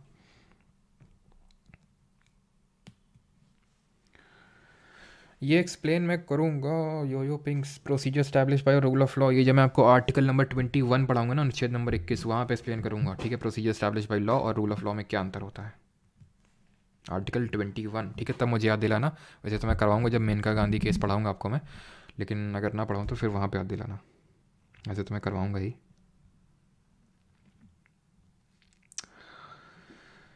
First amendment, Rohit Kumar.